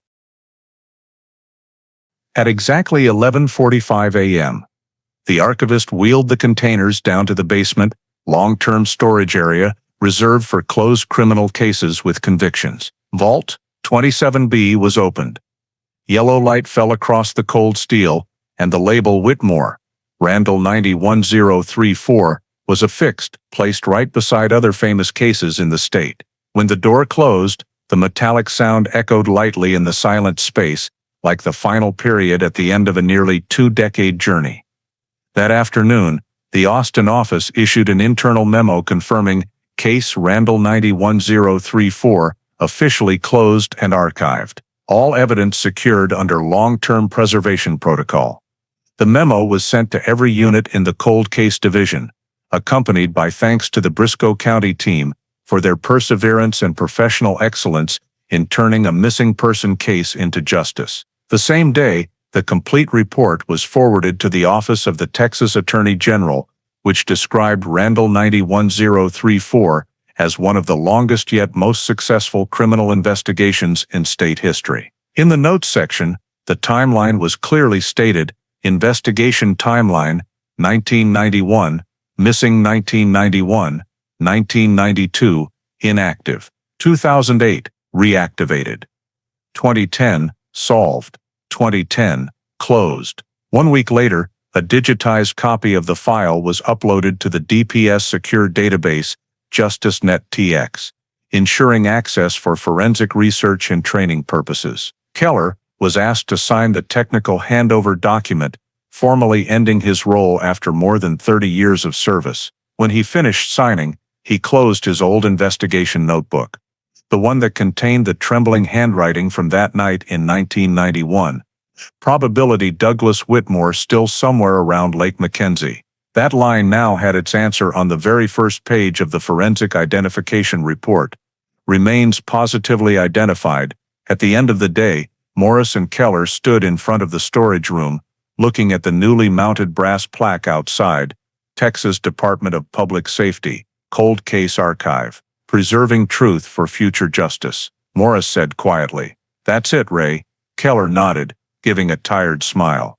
"No, Dale, we just proved that justice can be more patient than people." As they left the building, the Texas sky turned the copper red of sunset. Wind blowing from the direction of Lake Mackenzie carried the smell of dry earth and distant rust. Down in the vault, file Randall 901034 lay quietly in cabinet 27B, among hundreds of others, sealed with lead and marked in red. Proof that every story, no matter how deeply buried in mud, eventually finds its resting place in the records of human history and justice. 1 year after file Randall 901034 was closed and archived at DPS Austin, Briscoe County officially closed the final chapter of the Douglas Whitmore case with a small but meaningful ceremony at Lake Mackenzie, the place that had swallowed the Silver Ford for 17 years and kept the secret of the entire crime. In September 2011, the county government, together with Texas Parks and Wildlife, carried out a lake restoration project, dredging the basin, rebuilding County Road 13, installing warning systems, and erecting a memorial for missing persons in the area. In the very spot that had been cordoned off throughout the excavation, a gray granite marker was placed bearing the inscription, "In memory of Douglas Whitmore, lost beneath these waters, found by truth." On dedication day, the Texas air was cool. Wind carried mist up from the lake surface. Everyone who had worked the investigation was present: Dale Morris, Raymond Keller, Dr. Maria DeLuna, Prosecutor Halverson, and Eva Whitmore, the victim's daughter. Eva stood silently in front of the stone, holding the wedding ring engraved D.W. that had been returned to her after the trial. She placed it at the base of the marker and whispered, "I think Dad would want to rest here." Keller stood behind her, eyes fixed on the calm water that had witnessed so many failed efforts in 1991. He said softly to Morris, "I once thought this one would stay buried forever, but the lake itself answered us." The two men stood in silence for a long time, with only the wind whistling through the old oaks to the south, where the remains had been recovered.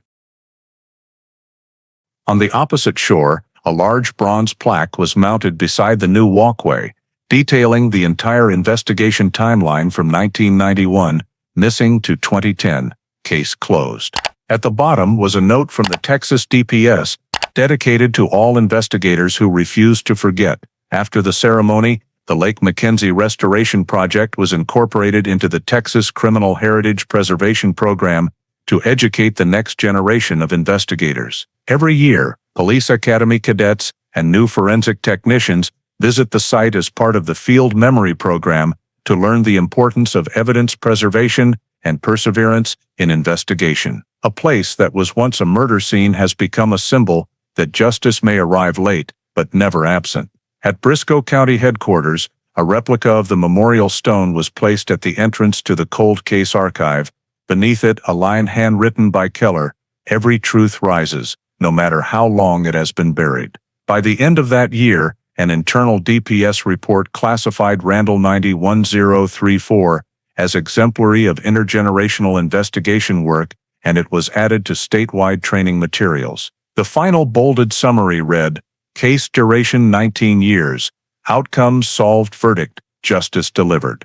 Those words closed the longest case in Briscoe County criminal history, a case that began with a missing person call on an autumn night in 1991, passed through thousands of hours of searches, dead ends, reactivation, and ultimately ended with the truth brought to light. As sunset fell over Lake Mackenzie, the last rays dyed the granite marker red, reflecting down into the clear water where now only small ripples spread and then faded into silence. That was the moment that marked the true end of the Douglas Whitmore case, 19 years, one truth and justice finally written by the very place that once hid it. The story of the Douglas Whitmore case, Randall Creek 1991, is not just a criminal file closed after 19 years, it is a mirror reflecting enduring American values, faith in justice, the power of perseverance, and the importance of transparency in human relationships. In a vast country like the United States, where the legal system rests on evidence, this story reminds us that truth can be buried, but never erased. A bullet found in a seat frame, a hair left in a truck cab, or a hastily signed insurance policy, things that seemed meaningless, became the links that brought the case to light. In modern life, when people are easily swept up in the fast pace, we sometimes forget that every small action leaves a trace, whether in law or in ethics. The story also raises the issue of trust and honesty within families, because the Whitmore family tragedy began with silences that were never broken. In today's America, where economic pressure, marriage difficulties, and emotional isolation still exist, the lesson from this case is clear: don't let silence become an accomplice to tragedy. At the same time, the work of investigators like Keller and Morris shows the value of persistence and professional integrity, something any American, whether police officer, doctor, or teacher, can learn from. Stay committed to the truth, even if it arrives late. The Whitmore case is closed, but its message remains alive in American society today. Justice is not only in the verdict, but in the choice people make to never give up on the truth. Thank you for following the story of the Douglas Whitmore case, proof that truth, no matter how deeply buried, will still be found. Please subscribe to the channel so we can continue exploring other cold cases where justice finally speaks, and we'll see you in the next video.